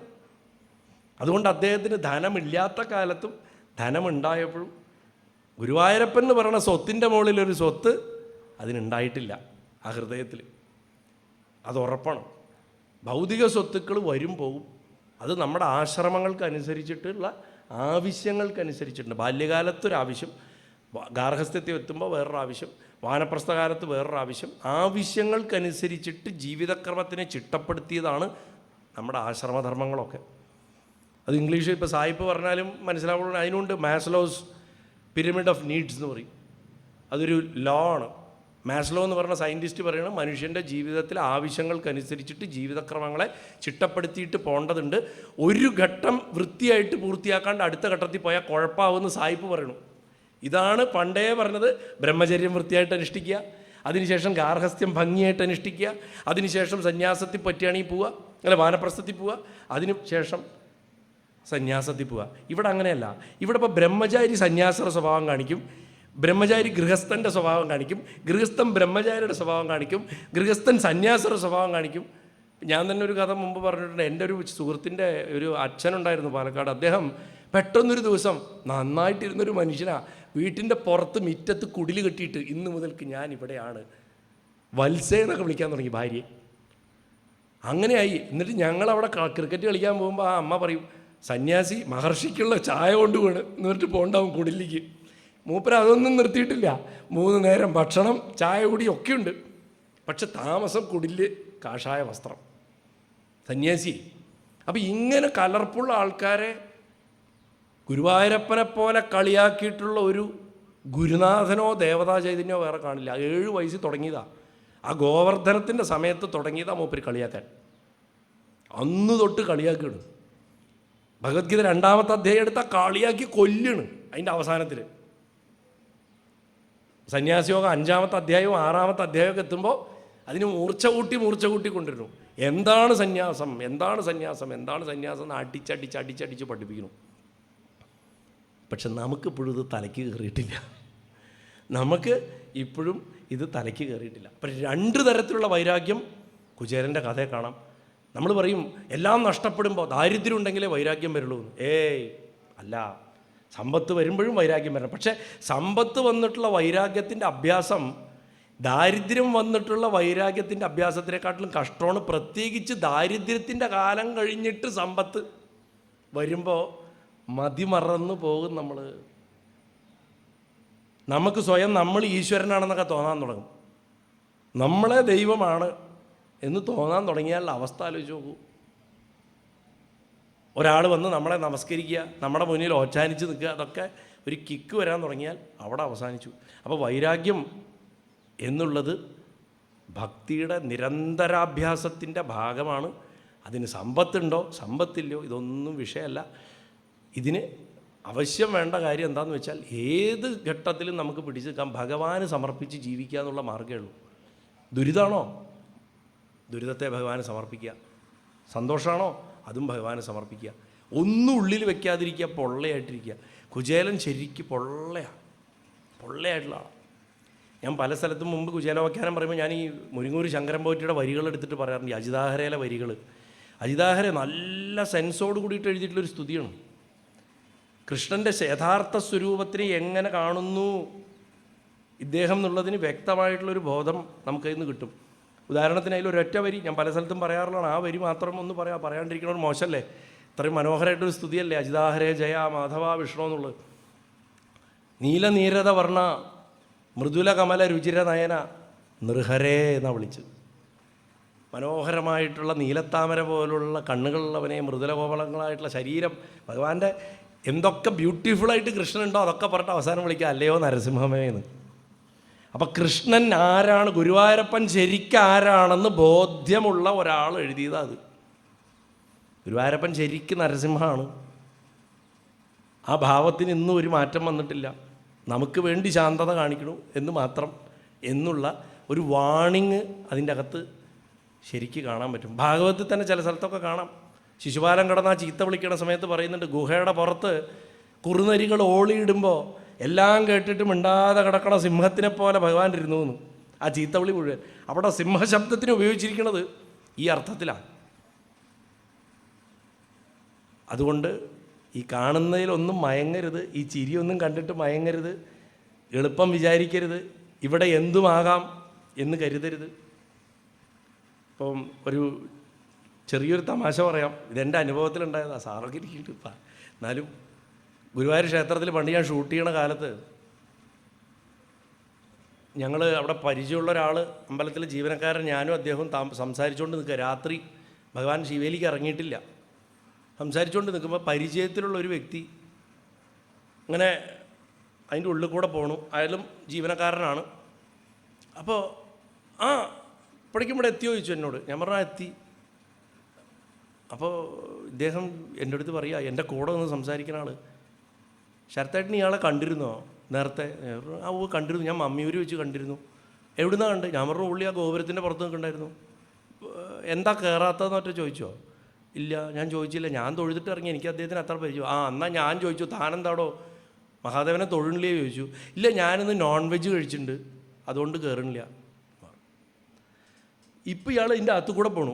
അത് കഴിഞ്ഞിട്ട് അരമണിക്കൂറായിട്ടില്ല, ഗുരുവായൂർ അമ്പലത്തിൻ്റെ അകത്തു കൂടെ പോവുക. ഞാനിപ്പോൾ വരാം, ഒന്ന് ചോദിച്ചിട്ട് വരട്ടെ, ഇത് എന്താ സംഭവം എന്ന് ചോദിച്ചിട്ട് അയാൾ പോയി. തിരിച്ചു വന്നപ്പോൾ പറയണേ, അങ്ങേര് പറഞ്ഞത്രേ, അത് മഹാദേവനാണ്, സൂക്ഷിക്കണം, ഇവിടെ ആകുമ്പോൾ കുഴപ്പമില്ല പറഞ്ഞു. ഇവിടെ ആകുമ്പോൾ കുഴപ്പമില്ലാതെ. നേരെ തിരിച്ചാണ് ഏറ്റവും കുഴപ്പം. ശ്രദ്ധിക്കേണ്ട സ്ഥലം അല്ല ഞാൻ പറഞ്ഞത്. ഇവിടെ അങ്ങനെ ആവാന്നല്ല, ഏറ്റവും ഇവിടെ ക്ഷമിക്കുകയെ, അവിടെ ചിരിക്കും, പക്ഷെ അതവിടെ കണക്കിലുണ്ടാവും. ഈ കണക്കിലുണ്ടാവുക എന്നുള്ളത് ഈ കഥയുടെ അകത്ത് കറക്റ്റായിട്ട് കാണാം. കഥ മാത്രമായിട്ട് നമ്മൾ കുചേലോപാഖ്യാനം എടുത്താൽ എല്ലാം ഭഗവാൻ വരവ് വയ്ക്കുന്നു എന്നുള്ളതിൻ്റെ കൃത്യമായിട്ടുള്ള കണക്ക് നമുക്കവിടെ കാണും. ഭക്തി കൂടെ മാത്രം മോക്ഷം, ജ്ഞാനവൈരാഗ്യയുക്തമായിട്ടുള്ള സഹിതമായിട്ടുള്ള ഭക്തി കൂടെ മാത്രം, പക്വമായ ഭക്തിയിലാണ്, സമ്പൂർണ്ണ സമർപ്പണത്തിൽ ആത്മനിവേദനം നടക്കുമ്പോഴാണ് മോക്ഷം സംഭവിക്കുക എന്ന് ഇദ്ദേഹത്തിൻ്റെ ജീവിതം കൊണ്ട് കാണിച്ചു കൊടുക്കണം. ഞാൻ നേരത്തെ പറഞ്ഞ അനവധി ഉദാഹരണങ്ങളും അതിന് ഉപോത്ബലകമാണ്. അതായത് ഏത് പരിതസ്ഥിതിയിലും കുചേലൻ്റെ മനസ്സ് മാറിയിട്ടില്ല. കുചേലൻ്റെ ഹൃദയം സദാ ഭഗവാനിൽ ഉറച്ചു നിന്നു. ഭഗവാൻ ദ്വാരകാധീശനായിട്ട് ഇരിക്കുന്നു, ഒന്ന് പോയി കാണാം എന്നുള്ളത് ബ്രഹ്മനിഷ്ഠനായിട്ടുള്ള ഒരാളെ സംബന്ധിച്ചിടത്തോളം വലിയ കാര്യമല്ല. അയാൾ എല്ലാറ്റിലും പ്രഹ്ലാദനെ പോലെ തൂണിലും തുരുമ്പിലും ഭഗവാനെ കാണുന്ന ആളായിരിക്കും. പക്ഷെ ഗാർഹസ്ഥ്യത്തിലിരിക്കുന്ന ദ്വന്ദ്വഭാവം വിടാത്ത ഭാര്യയാണ് അതിന് നിമിത്തമായിട്ട് തീരണത്. അപ്പം ഭാര്യയുടെ ഭക്തിക്ക് ഒരു വിധത്തിലുള്ള അനുഗ്രഹം, ബ്രഹ്മനിഷ്ഠനായിട്ടുള്ള ഒരാൾക്ക് ആ സാമീപ്യം കൊടുത്ത് നമ്മൾ സ്വരൂപ സമാധി, എന്താണ് സാലോക്യ സമാധി എന്നൊക്കെ പറയില്ലേ, അല്ല സാലോക്യ മുക്തി എന്നൊക്കെ, അതുപോലെ അതിൻ്റെയൊക്കെ ഭാഗ്യമായിട്ട് വരണം ഈ സാലോക്യം എന്ന് പറഞ്ഞാൽ ഭഗവാന്റെ സാമീപ്യം. ഇതൊക്കെ ഓരോ ഘട്ടങ്ങളാണ് ഭക്തന്മാർക്ക്. ശരീരം പഞ്ചഭൂതാത്മകമായിട്ടുള്ള ശരീരം ഇരിക്കണ കാലത്ത് തന്നെ കുചേലന് ഭഗവാൻ അത് കൊടുത്ത് അനുഗ്രഹിച്ചിരുന്നു എന്നുള്ളതാണ്. ഇതിനൊക്കെ പുറമെ രണ്ടുപേരുടെയും സംഭാഷണം അതൊന്ന് പഠിക്കാൻ കുറേയുണ്ട്. രണ്ടുപേരുടെയും കണ്ണ് നിറഞ്ഞ് എപ്പോഴാണ് തുളുമ്പണത്, കണ്ടുമുട്ടുന്നതിൻ്റെ ആനന്ദാശ്രുക്കളൊക്കെ വേറെ. നമ്മളെപ്പോഴും നമ്മൾക്ക് കോമണായിട്ട് സ്നേഹമുള്ള ആൾക്കാരെക്കുറിച്ച് പറയുമ്പോൾ നമ്മൾ കണ്ണ് നിറയും. രണ്ടുപേരുടെയും കണ്ണ് നിറയണത് ആ സാന്ദീപനി മഹർഷിയെക്കുറിച്ച് പറയുമ്പോഴാണ്. ആ ഗുരുനാഥൻ എന്നും പറഞ്ഞിട്ട് രണ്ടുപേരും തൊണ്ടയിടറിയിട്ട് കയ്യും പിടിച്ചിട്ട് ഇരിക്കുക. കാരണം അവിടുന്ന് കിട്ടിയ ബന്ധമാണ്. ഇരുട്ടകറ്റി വെളിച്ചം തെളിച്ചു കൊടുക്കേണ്ട അവിടെയാണ്, തൊടുക്കുന്നവൻ്റെ അവിടെയാണ് ജീവവും ബ്രഹ്മവും ഐക്യപ്പെടുക. അതുകൊണ്ട് ഗുരുവിൻ്റെ സ്ഥാനത്തിന് വലിയ പ്രാധാന്യം കൊടുത്തിരിക്കുന്നു ഈ കഥയിൽ. ശരിക്ക് ഫ്രണ്ട്ഷിപ്പ് ഡേയുടെ മാത്രമല്ല, റിമെമ്പറിങ് ഗുരുസ് കൂടിയാണ് കുചേല ദിനം. ഗുരുക്കന്മാരെ ഓർക്കാനുള്ള ദിവസം കൂടി ആവണം ശരിക്കും കുചേലദിനം. സുഹൃത്തുക്കളുടെ മാത്രം കഥയല്ല. കാരണം ആ മഹാത്മാവായിട്ടുള്ള ഗുരുവാണ് ഈ രണ്ട് സതീർത്ഥ്യർക്ക് ഇത്ര ബോണ്ടിങ് ഉണ്ടാവാനുള്ള റീസൺ. എങ്ങനെയെന്ന് ചോദിച്ചാൽ ഭഗവാനെ സംബന്ധിച്ചിടത്തോളം ഭക്തൻ എന്താണെന്നറിയാം. പക്ഷേ സുദാമാവ് എന്ന് പറഞ്ഞ ഭക്തന് ഭഗവാനെ ഉൾക്കൊള്ളാനും തിരിച്ചറിയാനും സാക്ഷാത്കരിക്കാനും സാധിച്ചത് ആ വിദ്യാഭ്യാസം കൊണ്ടാണ്. അവിടെ നിന്നാണ് അത് കിട്ടുന്നത്. മാത്രമല്ല ഭഗവാൻ തന്നെ ലോകഗുരുവാണ്. ഒരു ഗുരുവിൻ്റെ അവിടെ നിന്ന് പിരിഞ്ഞവർ ഇപ്പോൾ ഇവിടെ വന്നിരിക്കുമ്പോൾ രണ്ട് സതീർത്ഥരായിരുന്നവരിൽ ഒരാൾ ഗുരു, വേറൊരാൾ ശിഷ്യനെയും പോലെയാണ്. ഇനി ഭഗവാൻ കുചേലൻ്റെ നിന്ന് എന്തെങ്കിലുമൊക്കെ പഠിച്ചോ എന്ന് ചോദിച്ചാൽ അതും പറയാൻ പറ്റില്ല. പ്രഹ്ലാദൻ്റെ നിന്ന് പഠിച്ചു എന്നാണല്ലോ. സ്വന്തം അച്ഛൻ കൊല്ലാൻ വേണ്ടിയിട്ട് ഇങ്ങനെ ഭീകര കൊടിയ പീഡനങ്ങൾ നടത്തുമ്പോൾ ഈ കുട്ടി ചിരിച്ചുകൊണ്ടിരിക്കുകയാണ്. പ്രഹ്ലാദൻ എന്ന പേര് തന്നെ ഞാൻ പണ്ടിവിടെ നരസിംഹദത്തം പറയുമ്പോൾ ഗുരുവായൂർ പറഞ്ഞിട്ടുണ്ട്. ഗുരുവായൂരപ്പൻ അത് ആ സമയത്ത് ഗുരുവായൂരപ്പൻ നാക്കിലിട്ട് എന്നാണ്. ഗുരുവായൂരപ്പൻ ആലോചിച്ചു അത്ര നരസിംഹമായിട്ട്, ഞാൻ പോലും ഈ പീഡനങ്ങൾ കണ്ടിട്ട് ഇത്ര ക്രുദ്ധമായിട്ടുള്ളൊരു രൂപം എടുത്തു, കഷ്ടം. പക്ഷെ ഇത് അനുഭവിച്ചവൻ ചിരിച്ചുകൊണ്ടിരിക്കണം. ഇവനെപ്പോലെ ചിരിച്ചുകൊണ്ടൊരു ജന്മം എനിക്ക് എന്തെങ്കിലും വേണം എന്ന് ആഗ്രഹിച്ചിട്ട് കൃഷ്ണനായിട്ട് ജനിച്ചു. കാരണം ഓഷോ പറഞ്ഞ പോലെ Krishna is the only dancing island of laughter in a vast ocean of sorrow എന്ന് പറയും. ദുഃഖത്തിൻ്റെ വലിയൊരു കടലിൽ നൃത്തം ചെയ്യുന്ന ചിരിയുടെ ദ്വീപാണ് കൃഷ്ണൻ. സത്യമാണ്. ജീവിതം മുഴുവൻ അങ്ങനെയാണല്ലോ ഭഗവാന്റെ. സത്യസന്ധമായി നോക്കിയാൽ കുചേലനെക്കാട്ടിലും ദുരിതം കൃഷ്ണ അനുഭവിച്ചിട്ടുണ്ട്. കുചേലനെ ആരും ചെറുപ്പത്തിൽ കൊല്ലാനിട്ട് ഓടിച്ചിട്ടില്ല. കുചേലന് കണ്ട അസുരന്മാരെ ഒന്നും കൊല്ലേണ്ടി വന്നിട്ടില്ല. സ്വന്തം അമ്മാവനെ കൊല്ലേണ്ടി വന്നിട്ടില്ല. അല്ലേ? സ്നേഹിച്ച് വളർത്തിയ അച്ഛനമ്മമാരെ വിട്ടിട്ട് പ്രസവിച്ചു എന്നുള്ള കാരണം കൊണ്ടുള്ള വംശത്തിൻ്റെ ആവശ്യം നിലനിർത്താൻ വേണ്ടിയിട്ടുള്ള അച്ഛന്മാരുടെ അടുത്തേക്ക് വരേണ്ടി വന്നിട്ടില്ല. എന്നിട്ട് അവരാണെങ്കിൽ ആളിക്കൂല്ല. അവർ രക്ഷകനായിട്ടും ദൈവമായിട്ടാണ് കാണുന്നത്. അച്ഛൻ്റെ അമ്മയുടെ എന്നുള്ള വാത്സല്യം കിട്ടേണ്ട സ്ഥലത്ത് നിന്ന് പോവുകയും ചെയ്തു. പുതിയ സ്ഥലത്ത് അതൊട്ട് കിട്ടിയതുമില്ല. ദേവകി തന്നെ നമസ്കരിക്കുകയല്ലേ ദേവകി ചെയ്യണത് ഭഗവാനെ. ദേവകിക്ക് കെട്ടിപ്പിടിക്കാനോ ഉമ്മ വയ്ക്കാനോ തോന്നുന്നില്ല. രക്ഷകനായിട്ടാണ് കാണുന്നത്. അമ്മ എന്ന് വിളിച്ചാലും അമ്മ മകനെ എന്ന് പറഞ്ഞിട്ടല്ല വിളിക്കണേ, ഭഗവാനെ എന്നാണ് വിളിക്കണേ. അപ്പോൾ ഭഗവാന്റെ അവസ്ഥ ആലോചിച്ച് നോക്കുക, എത്ര സങ്കടമാണെന്ന്. ഒരാട്ടക്കഥ തന്നെയുണ്ട്. ദേവകിക്ക് മാതൃസ്നേഹം ഉണ്ടാക്കാൻ വേണ്ടിയിട്ട് യശോദയെ അമ്പാടിയിൽ നിന്ന് കൂട്ടിക്കൊണ്ടുവന്ന് കുറച്ചു കാലം ദേവകിയുടെ ഒപ്പം താമസിപ്പിച്ചതായിട്ടൊരു സാങ്കല്പിക കഥയാണ്. ലീലകളൊക്കെ പറഞ്ഞു കൊടുത്തിട്ട് അങ്ങനെയെങ്കിലും മകൻ എന്ന ഭാവന, ദേവകിക്ക് മകൻ എന്നുള്ള ഭാവം മുഴുവൻ ഈ ബാക്കി മരിച്ചുപോയ 6 പേരോടാണ്. കൃഷ്ണന് മുല കൊടുത്തതായിട്ട് എവിടെയും കേൾക്കില്ല. നേരെ മറിച്ച് 6 പിള്ളേരെ കണ്ട ഉടനെ മുല ചൊരുന്നു ആ പ്രായത്തിലും. ഭഗവാൻ സത്യം പറഞ്ഞു കഴിഞ്ഞാൽ ഭഗവാൻ നിർഭാഗ്യവാനാണ് ആ കാര്യത്തിൽ നോക്കിയാൽ. നമുക്ക് ഭഗവാനെ ഒരു മനുഷ്യനായിട്ട് കണ്ടാട്ടല്ലോ. അദ്ദേഹം ധർമ്മം നിലനിർത്താൻ വേണ്ടി അനുഭവിച്ച ത്യാഗങ്ങളുടെ വ്യാപ്തി അത്രമാത്രമാണ്. ആ കൗരവസഭയിൽ ചെന്നിട്ടുള്ള ദൂതിൻ്റെ സമയത്ത് ഭാരതത്തിലൊരു പ്രസംഗമുണ്ട്. നമ്മൾ വിശ്വരൂപം കാണിച്ചു എന്നൊക്കെയാണല്ലോ പറഞ്ഞത്. മൂലഭാരതത്തിൽ എവിടെയും ഭഗവാൻ വിശ്വരൂപമൊന്നും കാണിക്കുന്നില്ല. ദുര്യോധനം ബോധം കെട്ടും വീഴുന്നില്ല. മനോഹരമായിട്ടൊരു പ്രസംഗമുണ്ട് കൃഷ്ണൻ്റെ. ആ പ്രസംഗത്തിൽ ഭഗവാൻ പറയുക, ധൃതരാഷ്ട്രരെ, അങ്ങേക്ക് മാംസക്കണ്ണേ കാണാണ്ടായിട്ടുള്ളൂ പുത്രസ്നേഹം കൊണ്ട്. അങ്ങനെയാണ് പറയണത്. നോക്കൂ, എൻ്റെ ഗതികേട് വരരുത്. എന്നിട്ട് തൻ്റെ ഉദാഹരണം പറഞ്ഞു, ധർമ്മം നിലനിർത്താൻ വേണ്ടി സ്വന്തം അമ്മാവനെ കൊല്ലേണ്ടി വന്നവനാണ് ഞാൻ എന്ന് വിഷമത്തോടെ പറയണു. അപ്പോൾ ഭഗവാൻ ആഗ്രഹിച്ചിട്ടല്ല. അതിനൊരു കാരണമുണ്ട്. കൃഷ്ണൻ അവതരിച്ച കൃഷ്ണാവതാരത്തിൻ്റെ ഒരു തത്വം പ്രകാരത്തിൽ നമ്മുടെ യാദവന്മാരുടെ റിപ്പബ്ലിക്കൻ സിസ്റ്റങ്ങളെക്കുറിച്ചൊക്കെ ഞാൻ പറഞ്ഞിട്ടുണ്ട്, ഭരണക്രമങ്ങളെ. അതിനെ മറികടക്കാൻ കംസൻ ശ്രമിക്കുന്ന സമയത്താണ് കംസൻ്റെ വധം നടക്കുന്നത്. ഒരു ഭരണാധികാരി ജനാധിപത്യ വ്യവസ്ഥയിൽ, ജനായത്ത വ്യവസ്ഥയിലുള്ളൊരു ഭരണക്രമത്തിൽ ആ ഭരണാധികാരി ഏകാധിപതിയുടെ സ്വഭാവങ്ങൾ കാണിക്കാൻ ശ്രമിച്ചു കഴിഞ്ഞാൽ ആ ആൾ വധിക്കപ്പെടും. കംസൻ്റെ വധം കൃത്യമായിട്ടും ഒരു പൊളിറ്റിക്കലി മോട്ടിവേറ്റഡ് വധമാണ്. അതിൻ്റെ സമാധി ഭാഷയിലുള്ള അർത്ഥങ്ങൾ വേറെ, അത് വേറെ വിഷയം. ഭഗവാൻ ഒരു ചരിത്രപുരുഷൻ കൂടിയാണല്ലോ. അതേ ഭഗവാൻ പരീക്ഷത്തിനെ ജീവിപ്പിക്കുന്ന സമയത്തും മഹാഭാരതത്തിൽ ഭാഗവതത്തിൽ ഗർഭത്തിൽ രക്ഷിക്കുകയാണ്. പക്ഷെ മഹാഭാരതത്തിൽ ചത്ത കുട്ടിയെടുത്തിട്ട് സഭയെ കൊണ്ടുവന്ന് കിടത്തുകയാണ് ദ്രൗപദി. ഇതാണോ യുധിഷ്ഠിരൻ്റെ വംശം? ഇതാണോ പാണ്ഡവരുടെ വംശം? ഇതിനാണോ യുദ്ധം ചെയ്തത് ചോദിക്കും. ഇവിടെ ഇരിക്കുന്ന ആർക്കും ജീവിപ്പിക്കാൻ സാധിക്കില്ലേ? സപ്തഋഷികൾ പറയും, അഖണ്ഡ ബ്രഹ്മചര്യം അനുഷ്ഠിച്ചിട്ടുള്ള ഒരുത്തൻ തൊട്ടാൽ ഈ കുട്ടി ജീവിക്കുന്നു പറയും. അപ്പോൾ സഖേ എന്ന് പറഞ്ഞിട്ട് ദ്രൗപദി ഭഗവാനെ വിളിക്കണത്. എല്ലാവരും അത്ഭുതപ്പെടും. പക്ഷെ ഋഷികൾക്കറിയാം ഇതാണ് അഖണ്ഡ ബ്രഹ്മചാരി എന്ന്. ആ ഭഗവാൻ വന്നാൽ കുട്ടിയെ തൊടുകയല്ല ചെയ്യണം. തൊടുന്നതിന് മുമ്പ് ഭഗവാൻ ഒരു വാചകം പറയും. വ്യാസൻ വളരെ പ്രധാനമായിട്ട് ആ മഹർഷി അത് എഴുതി വെച്ചിട്ടുള്ളത്.